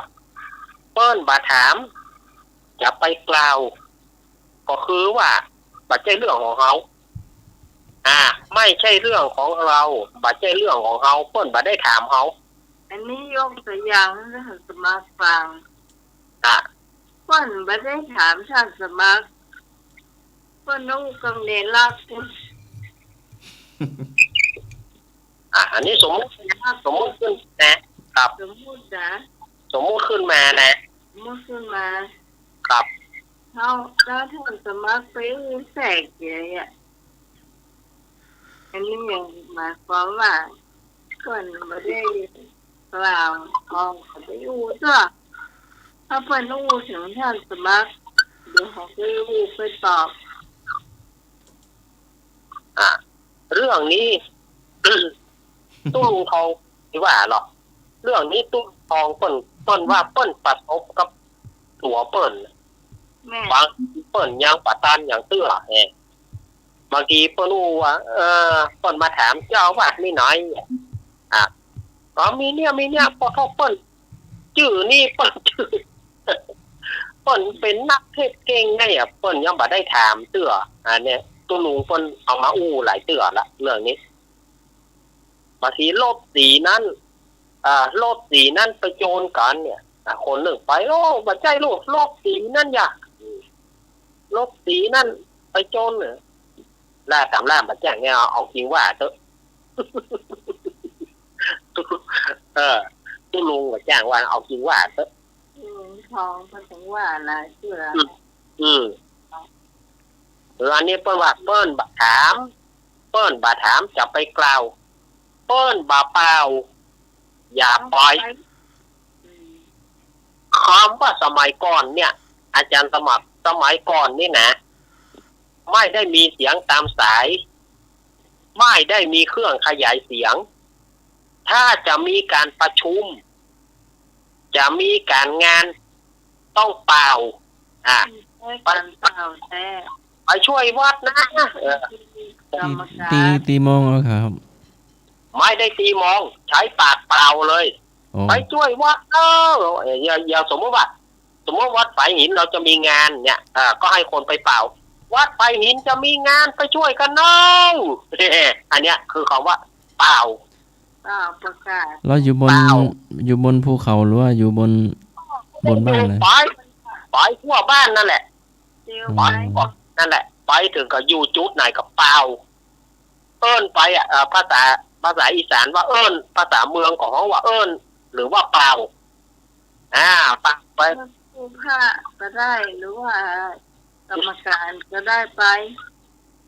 เปล่าก็ทำไมนั่นเลยการสื่อสารมันบ่มีสื่อสารใช้ทางปากนี่แหละเป่าไปโป่งคอเอาโป่งคอไปช่วยงานวัดน้องเดี๋ยวนี้สบายพอในยุคหลังจากยุคไปเป่านั้นแล้วก็มียุคตีเกราะหรือว่ากะลกมาแต่ยุคหนึ่งนั่นเป็นยุคตีเกราะหรือว่ากะลกย้ายกะลกหรือว่าย้ายเกราะเนี่ยเป็นสื่อสัญญาณว่างัวหายควายหายอย่างกับตีเกราะนะโป๊ะโป๊ะโป๊ะโป๊ะโป๊ะโป๊ะเอาของไผ่หายหรือว่าผู้ใหญ่บ้านห้องประชุมผู้ใหญ่บ้านห้องประชุมแต่ถ้าเป็น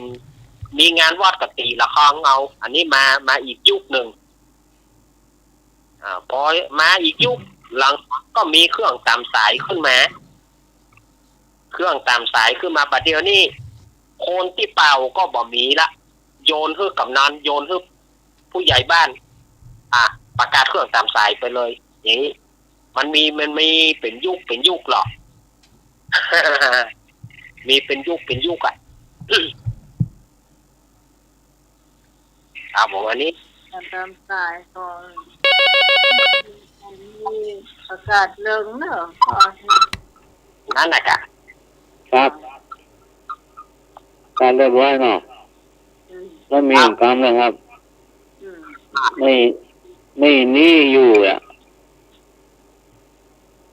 นี่ไม่ได้ไม่ใช่นี่ครับเยอะครับ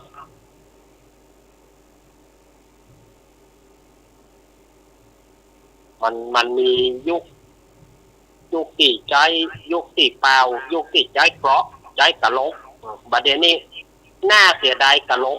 ขอไปใส่น้ำก่อยไปทอดยกก่อยบัดเดี๋ยวเสียด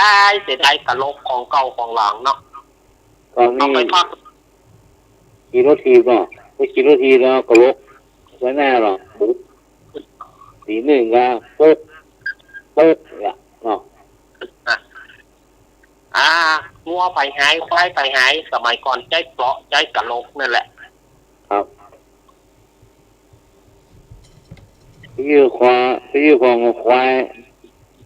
ยื้อควายหมูนอนอยู่บ้านเนี่ยแค่ปลาตัวไปล่างหัวหมกกี่เปื่อยเนาะเอาหัวหมูบงกี่เปื่อยโอ้มันรับของเราไปห่อไปปื้อพ่อกันไม่ก็หัวตัวหายแซ่บว่ะต้องเอาไปใกล้นกเกี้ยวเอาไปใกล้เอาไปใกล้กรงนกเกี้ยวนกเกี้ยวต้องบอกหัวมีปลาขามีหลงเข้าเจ้าข้าบอกบอกเอาเกี้ยวพอดีอันกรงนกเกี้ยวเนาะหัวมีปลาขามีหลงเข้าเจ้าข้าบอกไปมีบ้านไหนมีกรงนกเกี้ยวเพิ่นเอาแหนมเข้าใส่เพิ่นเอาแหนมกดแหนมเข้าใส่แหนมเล็บเมียวเข้าใส่เพราะว่าไหนอย่างก็ผีกาจังเอามันเพราะมันปากบดีหรอกนกเกี้ยวเนี่ยนกแลเนี่ยมันปากบดีรู้ได้แต่นะจะเล่นไพ่ในห้องอะไรกันถ้าเขาพูดถึงวันแล้วเนาะเล่นไพ่ไปเนาะรวมมานกเกี้ยวอื่นเล่นไพ่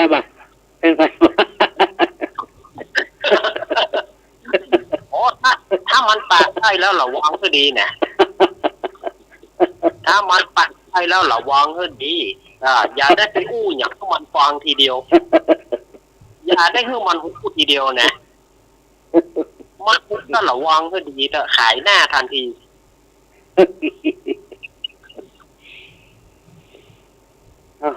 หรือเปล่า ก่อนนึกมีนี่หรอแต่ก่อนนี้ที่บ้านเนี่ย เจี๊ย เราเจี๊ยเนาะ เจี๊ย เอาไว้ลุงลุยเริ่มก่อนแม่ เราเจียเนาะนี่เจียตู้ห้องอะไรเนี่ยเจียมีขยมเนาะขยมไปตื่นเจ้าไปงานนี่ค่ะตู้เจ้านั่งบนน้ำมันถ้าขยมนั่งมาลุงตู้เจ้าโต๊ดเราขยมลูกคนยืนโอ้สมาครับสมาครับนี่หรออย่า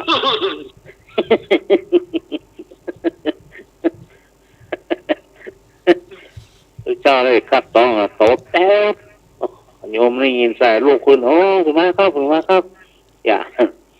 ครับแทนที่เจ้าเลย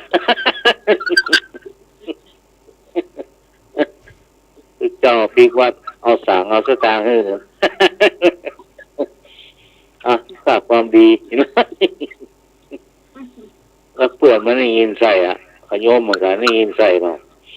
โอ้นี่ไปได้นักว่ะซองนักตัวหลวงโต๊ดมาห้าแปลหน้าบนก็ซองความนี้ให้ไปเนอะหิมก็ไปหรอกความนี้ตู้เจ้าก็ไปเหมือนอะไรวรมาศกูมไปเนาะกูมไปนั่งเจ้าเมืองชี้ข้างมาโต๊ดเลยอีรู้จักตัวแหล่แล้วจู่ก็ได้สตางค์เนาะ มันก็ได้ มันได้สตางค์เลยมันก็หวังว่ามันบอกลูกมันถามคนก่อนลูกคนไปก็คิดหน้าจิ้มต้องไปให้ไปคนดักยีดกันเอามือจีข้างตู้เจ้าหลังธนาตัวแหล่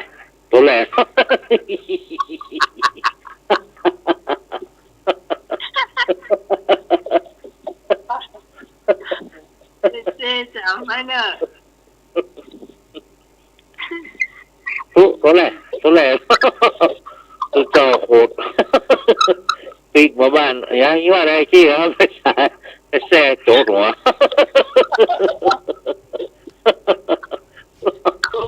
ลางลายคุย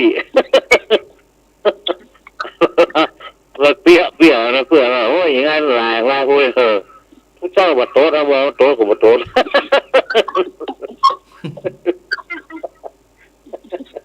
ทำดีกว่าถูกพี่มันบัดลูกมันบัดหาคนหลอกคนต่อยอย่างดอกเดี๋ยวมันบัดไปทางอยู่ๆมากันหวังว่าเองเน่งไงกะคิดว่าแล้วมองเรื่องซะอีกกะมันบอกว่ามันรู้ไงกะว่านะทุกเจ้าซ้ำมาเป็นอย่างทุกเจ้าซ้ำแบบทุกเจ้าถ้าขอกินนิดหน่อยถ้าจะแบบเป็นอย่างลมบัดเดิม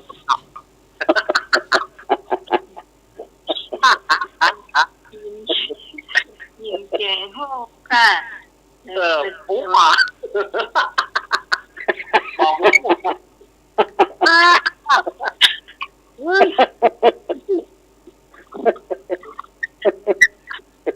ทำดีกว่าถูกพี่โดนไม่แจ้งว่ากำลังลายหุย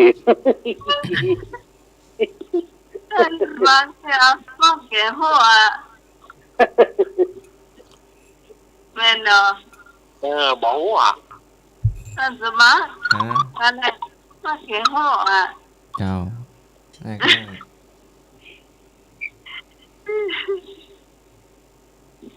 สมาบ้องแกงหัวคนนี้แต่จะได้บ้องแกงหัว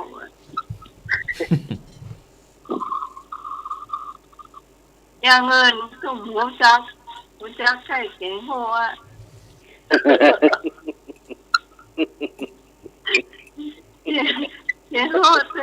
เนี่ยเป็นแค่ แกโคกแกแค่ล่ะ นอนแล้วหมูจัก รู้จักน้ำพริกหนุ่มให้ต้มนะค่ะ อืม น้ำพริกอะไรแดงๆนะหมูจักอะไรไม่รู้สีแดงๆวะ เป็นยังไงถ้าเป็นอย่างนี้ถ้าไปฉันเข้าตัวคนหนึ่งถ้าพี่โทรไปนะพี่ ตอ ถาน ม เช้า ว่าวัน โย นี้ ม ฉัน ใส่นี่ก็รำมะเขือใส่ไข่อ่ะ บอกว่าเนี่ยนี่อะไรอันนี้อะไรถามผมว่าเป็นสร้างสีแล้วก็หูจักอย่าง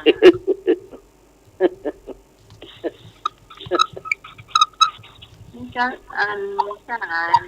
อยู่ในเมืองก็มันเมินเนาะกับข้าวบ้านๆอ่ะ ในเมืองมันเมินเราจะเจอเนาะส่วนใหญ่จะเป็นอาหารไทย จ้าตำมะเขือก็ แต่เจ้าเป็นรำมะเขือใส่ไข่อะ ตำมะเขือ ไม่ใช่ทอดนะเป็นไข่แล้วผ่าครึ่งเลย แม่ละ เขาเรียกว่าอย่างรำมะเขือหรือว่าตำมะเขือ ตามตัก ตำ เอาเสือ ตำมะเขือ เขาเรียกว่าตำมะเขือใส่ไข่ ใส่ไข่นั่นแหละไข่ต้ม แล้วมีผักอีกสักยอดหนึ่งอ่ะเรียกผัก อ๋ อะ อ ไร ผักกับ ปักรับตู้ ผักตู ไม่ใช่ปัก ไอ้ต้มก่อขาว อืม ผักวันไหน กอมก่อนหรือว่ากะเพรา นะคะแล้วเที่ยวหูจัก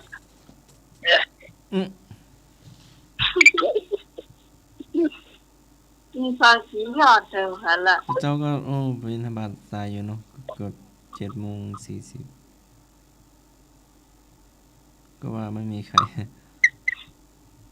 แล้วพรุ่งนี้จะไปเนาะถ้าตื่นเช้า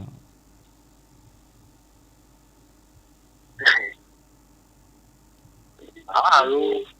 เรื่องนี้ มันได้ต่ำเลย จบไปเนาะเรื่องมะเขือตำมะเขือเนาะ หรือ เป็นเจี๊ยไปละ เอา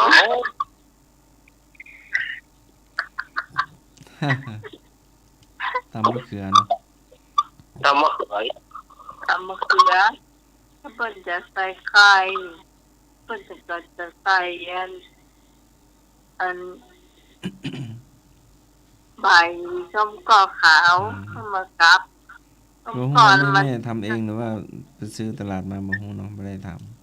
ำนี่ข้างๆบ้านลุงรัตน์เนาะ จะทำเองแหละ จ้ะ น่าต้นบอกให้ซื้อ จ้า ต้นบอกให้ทำขายถ้าทำขายมันทำค้างคืน มันจะบลาม บูด ทำนี่ทำเลย ทำเลยถ้าใส่บาตรทำถ้าไปซื้อมันบูดเพราะว่าทำไว้ค้างคืน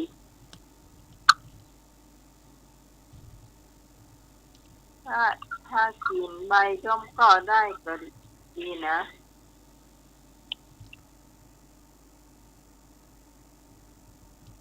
เอาแล้วเนอะฝนตกกันเนอะ นะ ฝนตกแล้ว โปนโต๊ะเลยแต่ที่กระโต๊ะนะที่ร้านนี่นะที่วัดนี่นะ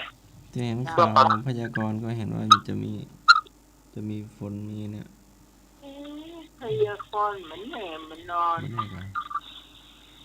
แต่ว่ามันมีฝนอยู่ 30โต๊ะโล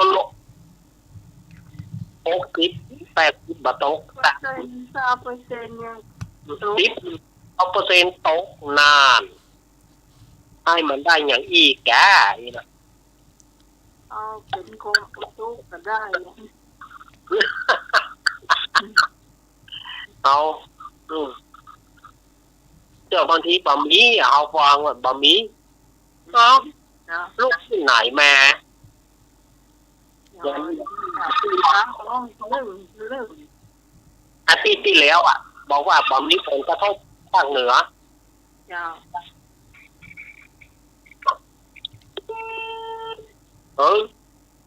บอก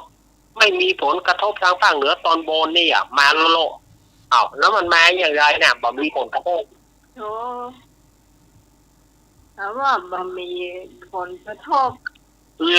ของวันน่ะ ที่ตกที่สุดนะ ก็น่ากะที่อาทิตย์ก็ประมาณ2 อาทิตย์ก่อน ว่าเจ้า ก่อนออกอ่ะ รู้สึกว่าตะคืนเนี่ยฝนตกต่างห้างสัตว์แล้วก็ทนายเลี้ยงเนาะเพิ่นบอกว่าเพิ่นเรียนจากเมืองมาเพียงเพิ่นบ่ได้อ่านแล้วว่าห้างสัตว์อ่ะเพิ่นอ่านว่า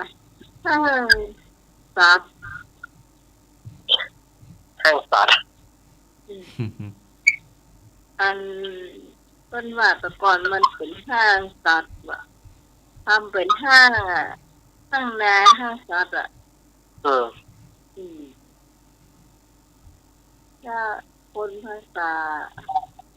ภาคกลางเนี่ยเนาะมาแล้วก็มาบอกว่าเป็นห้างสัตว์มันเป็นเป็นของห้างสัตว์ ครับกรรมบางกรรมนี่มันก็เพี้ยนมา จ้านี่อันแล้วเลี้ยงเพิ่นเรียนภาษาเมืองว่ะ อย่างที่ เรียนที่ว่าพระสิงห์แล้วที่เดียเพิ่นก็เก่งนะเขาที่ มันแก้ เก่งหลายภาษา น่าจะเรียนเขาครูเอสพานุครับชนาธง ใครก็จะโชว์ชาติเลยเดี๋ยวก่อนชื่อฮะอาจารย์ธรรมชาติแม่นจอกอุ้ย ครับข้างเมืองตรงนี้ก็มีสร้างยากเนอะข้างเมืองนี่ครั้งนี้นะ นะ ข้างเมืองอ่ะ ป้าดาน าย ครับ โอ้ตรงนี้แค่นายเนี่ย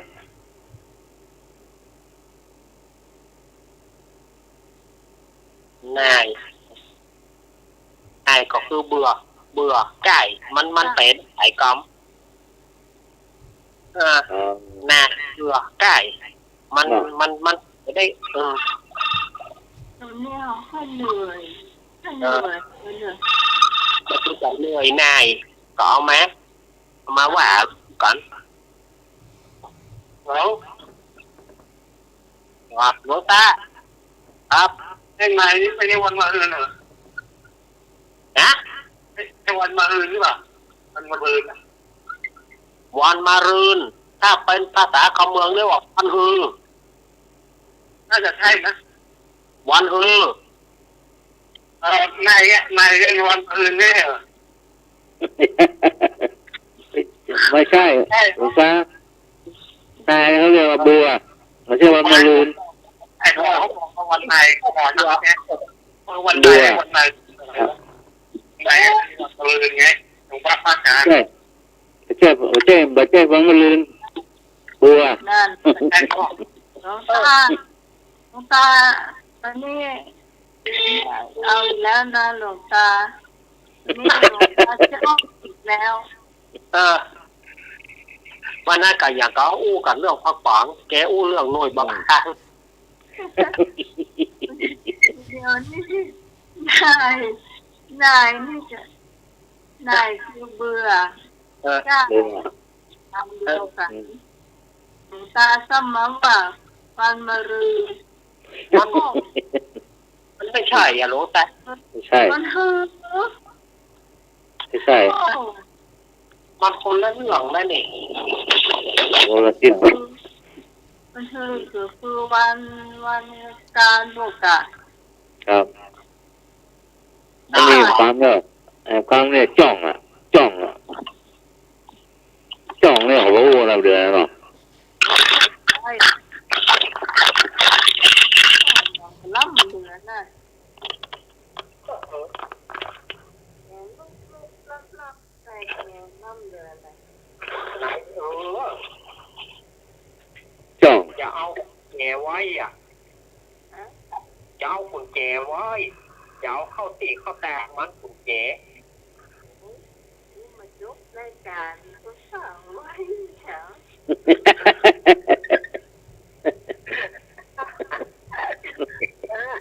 ขอโทษ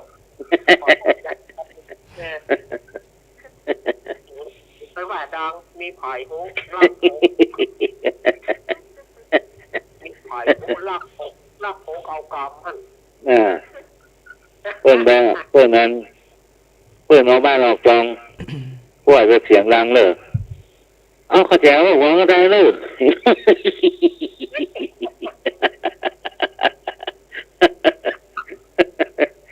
จะไปเสียงดังเนี่ย เมื่อแจ๋วหัวก็ได้เลยเพื่อนมาเอาคนเดียวอย่าดังเนี่ยแล้วเพื่อนก็หูหมดแล้วเนาะ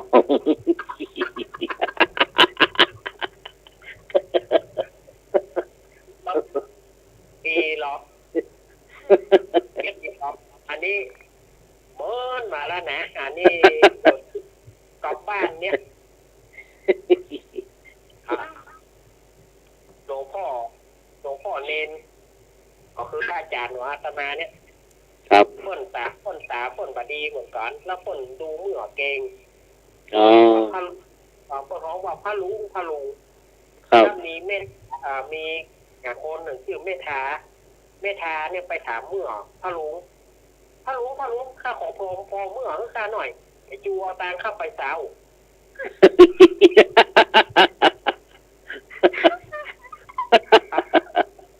พระลุงปัญญาเขาว่าก็มึงรู้แล้วมึงจะมาถามอย่างอีท่า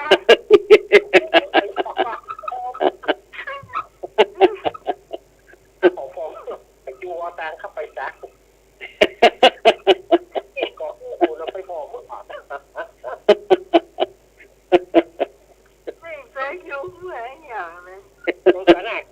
แล้วน่ะกับพระลุงก็เลยว่าก็มึงจะมาถามนี่อย่างอีท่ายังเสียออกมันขั้นว่าตังข้าไปเซา เจ้าตะกอนนี่ถ่ายเป็น200เลยเนาะ โอ้หน้าตาโอ้เนาะสมัยก็ตังเราเนี่ยก่อนเนี่ย ก็สมัยนั้นปัจจัยว่าอู้วันนี้นะขายก้อยตวงเอี่ยวไปขายก้อยตวงเจ้า ครับ เอี่ยวปีใหม่นะปีใหม่2-3 วันนี่เอี่ยวได้นะขายก้อยตวง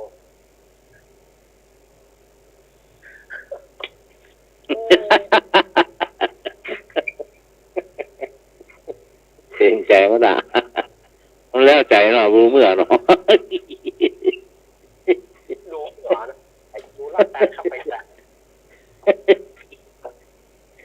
ก็บอกกับหัวใครหัวก็ไปฟ้องแม่ทาไปฟ้องหัวเขาถึงว่าเอาไปเดียว เสียงยามเนาะแล้วใจเนาะ กระดอดมาเดียวลบกระดอดมาเดียวลบ30-40เนี่ยผมลืมเนี่ยลบขอพอเมื่อถ้าลุงถ้าขอพอเมื่อหน่อยชัวร์ตาเข้าไปเจ้า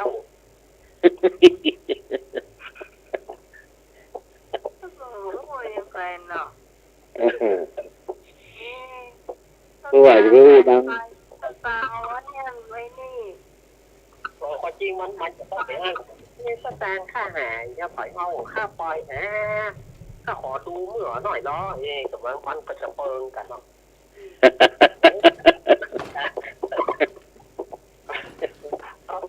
มาถามนี่เนาะ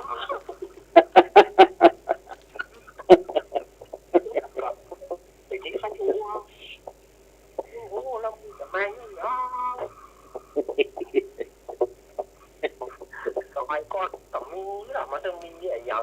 อย่างที่แปลกๆอ่ะ นี่เหรอนั่นแหละว่าไว้ไปฝากดักไว้ล่ะว่าเขาแจ้งหัวอะไรนู่น ก็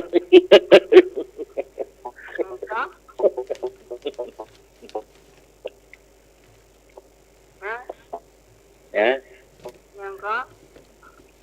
ว่าจะเพิ่มดังคนไม่รู้เอาเขาแจ้งหัวอะไรนู่น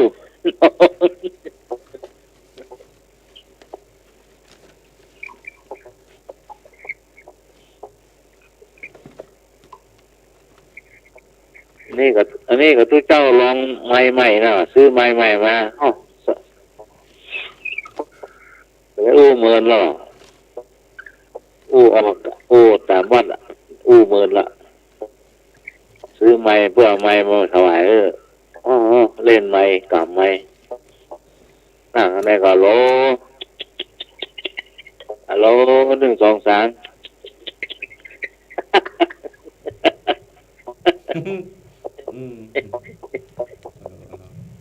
เชี่ยลูกห้องอ่ะ ไปนี่ ป่าอย่างของป่าน่าจะได้กันโอ้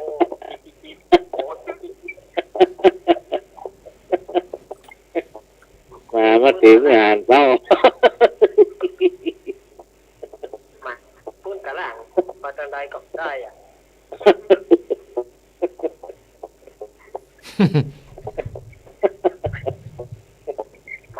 ว่า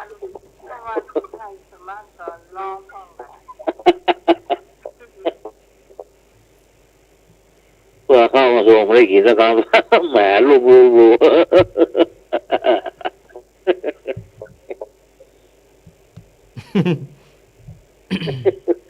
โอ้แป๊บเดียวจะเที่ยงคืนแล้วเนาะ ก็ ยังอ้อเนาะ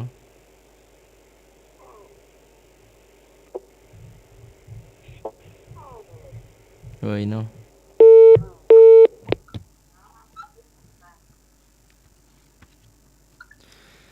เวลาไปตึงไหวตึงฟ้อน เวลาย้อนตึงฟ้อนตึงไหว ไอ้อย่างนี้เวลาไปถึงไหวถึงฟ้อนเวลาย้อนถึงฟ้อนถึงไหวไอ้อย่าง เวจ้ะ เสือมาไม่จับติ๊บมาไม่จับติ๊บน่าจะได้อยู่ไม่บูนก็ได้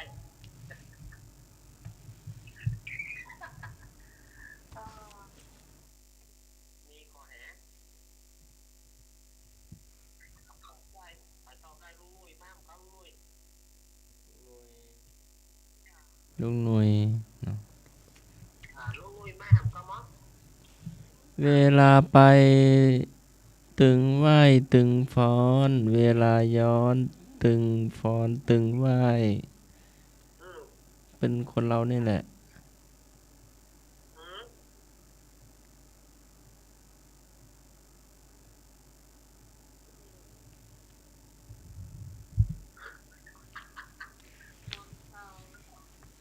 เดี๋ยวคนเอาอีก ครับผม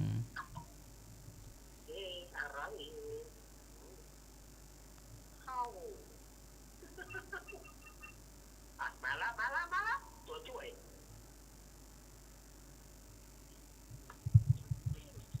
เดี๋ยว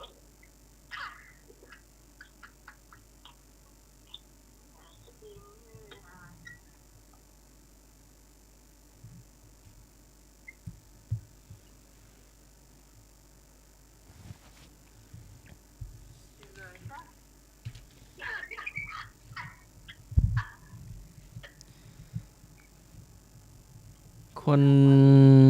เที่ยวเข้าไปในป่าหญ้าคาข้ามขวาเล่มเดียว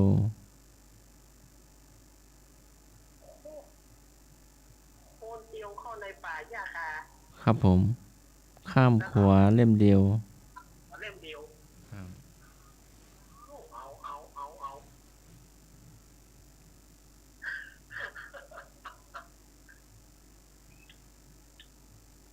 ซึ่งมันได้หนึ่ง เนาะ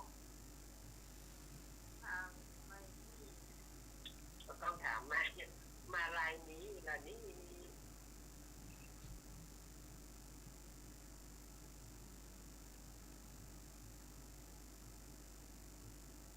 เนาะมีอยู่พอ สี่ตีนเดินมามีงวงมีงาอู้ได้ขันก็ได้สี่ตีนเดินมามีงวงมีงาอู้ก็ได้ขันก็ได้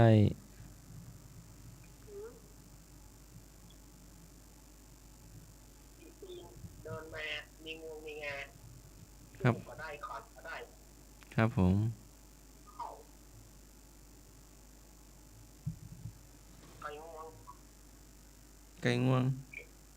ครับไก่งวงมันก็ขานลูกขานได้แต่มันไม่ใช่ขานเหมือนไก่เฮา ถูกอยู่คำเดียว ถูกอยู่ส่วนหนึ่งครับ ถูกส่วนหนึ่ง ครับผม แต่มารวมๆกันแล้ว มันไม่ใช่ มีตั้งสามอย่างนู่นครับ อืมพูดได้ขานได้ อาจารย์เน้นได้ถูกอันหนึ่งแล้วเป็นไก่ ไก่ ครับ แล้วมันมีอัน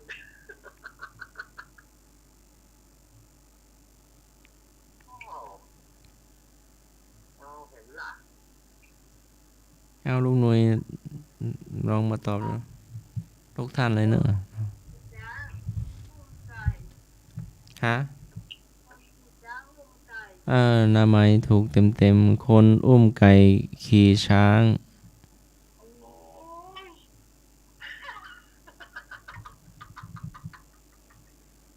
โอ้ย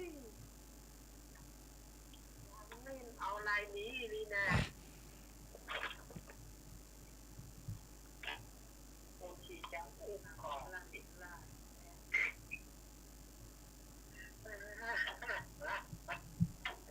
เอาแหมเล็กผมตอนเอาผมได้ฮะดีตอบไม่ได้อะตอบมาได้แหละเพราะคำถามก็คำตอบเนี่ยมันโคนละอันกันนะครับ คำถามฟังอย่างนี้ว่าคำตอบมันออกมามันเป็นเนื้อพ่วงนี่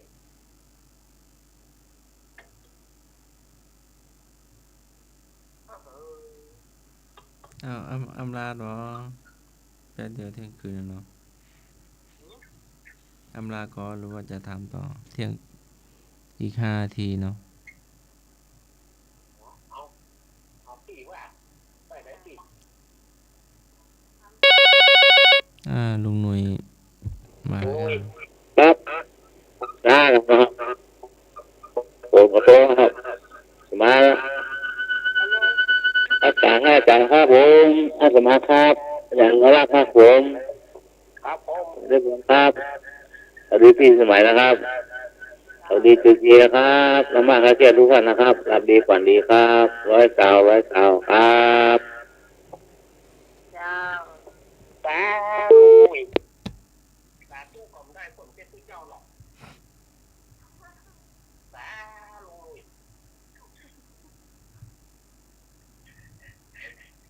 มาปัญญาโทรมาล่ำมาลากันขอเชิญนะเจ้า ก็ เอ้ย จะโทรมารับมารากันดีรับแล้ว เจ้าเล่นเล่าก่อนแต่ ดีรับไปแล้วจับวิทนี่แน่รับไปแล้ว น้ำหนักคุ้มเพื่อนเงี้ยรับ หนังรับได้ดิ นอนรับ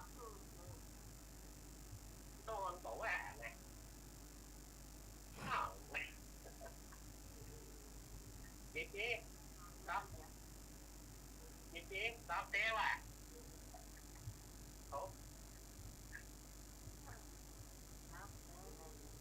เต้ล่ะ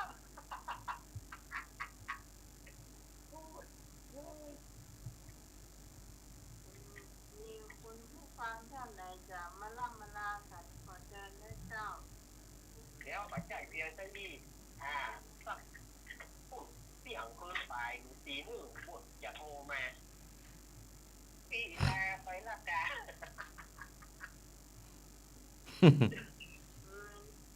เพื่อว่าจะขอที่ลาไปเพื่อนจะต้องมาที่ไหนไปไหนเมื่อที่เราปีละกาฝ่ายจะอยู่นี่ค่ะหมอฝ่ายจะโดนอยู่นี่ค่ะหมอกี่โมงกี่ยามแล้ว ดูก่อนในใจก็ นาฬิกาเอาเรื่องไฟลับเรือนหนึ่งพอแล้วรับได้อยู่ ในแนวรักเจ้า สุดท้ายแห่งเวลาอาตมาภาพจะขอนำเอารายการธรรมะคลายเครียดอำลาจากศรัทธาญาติโยมไปก่อนเสาร์อาทิตย์หน้าป่วยมาปะกันแต่ใหม่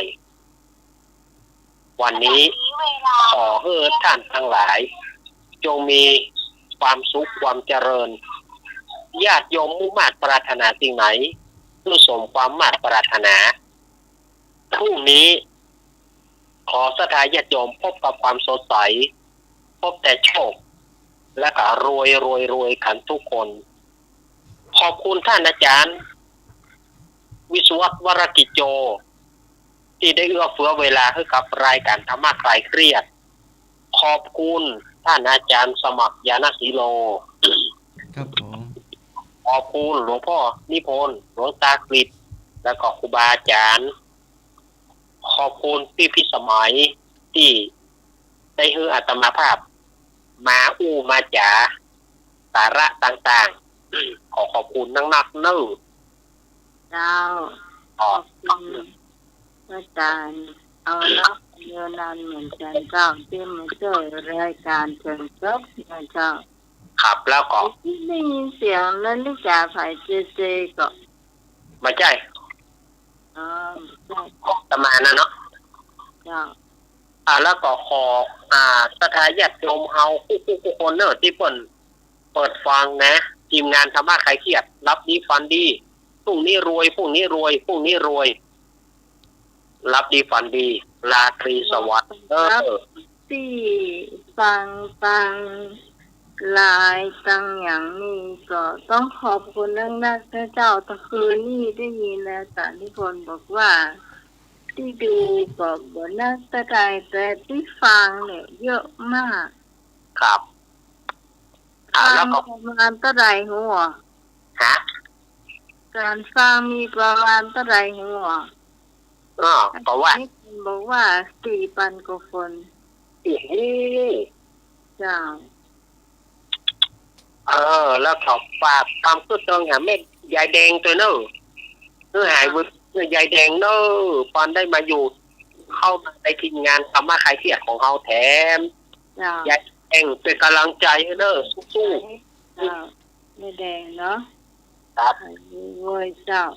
หายรวยๆเนอะเอาคืนนี้ราตรีสวัสดิ์เนอะครับ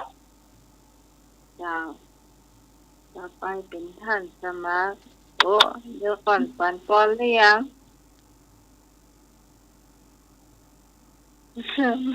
เดินเรียนเขาละก่อนหรือยังต่อไปเป็นท่านสมัครก็ เจ้า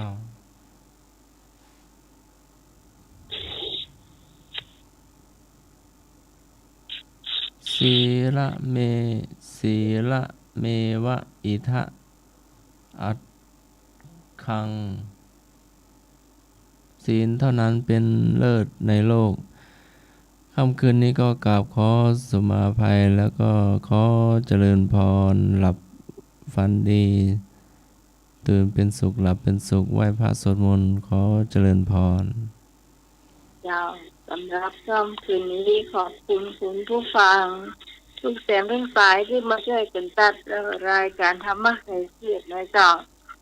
เราจะมาพบปะกันใหม่เสาร์อาทิตย์หน้าเจ้าสำหรับวันนี้ขอบคุณพระอาจารย์พระครูสมวิศวะวรกิจโจผู้ในวยการสถานีผู้ควบคุมเสียงเลือก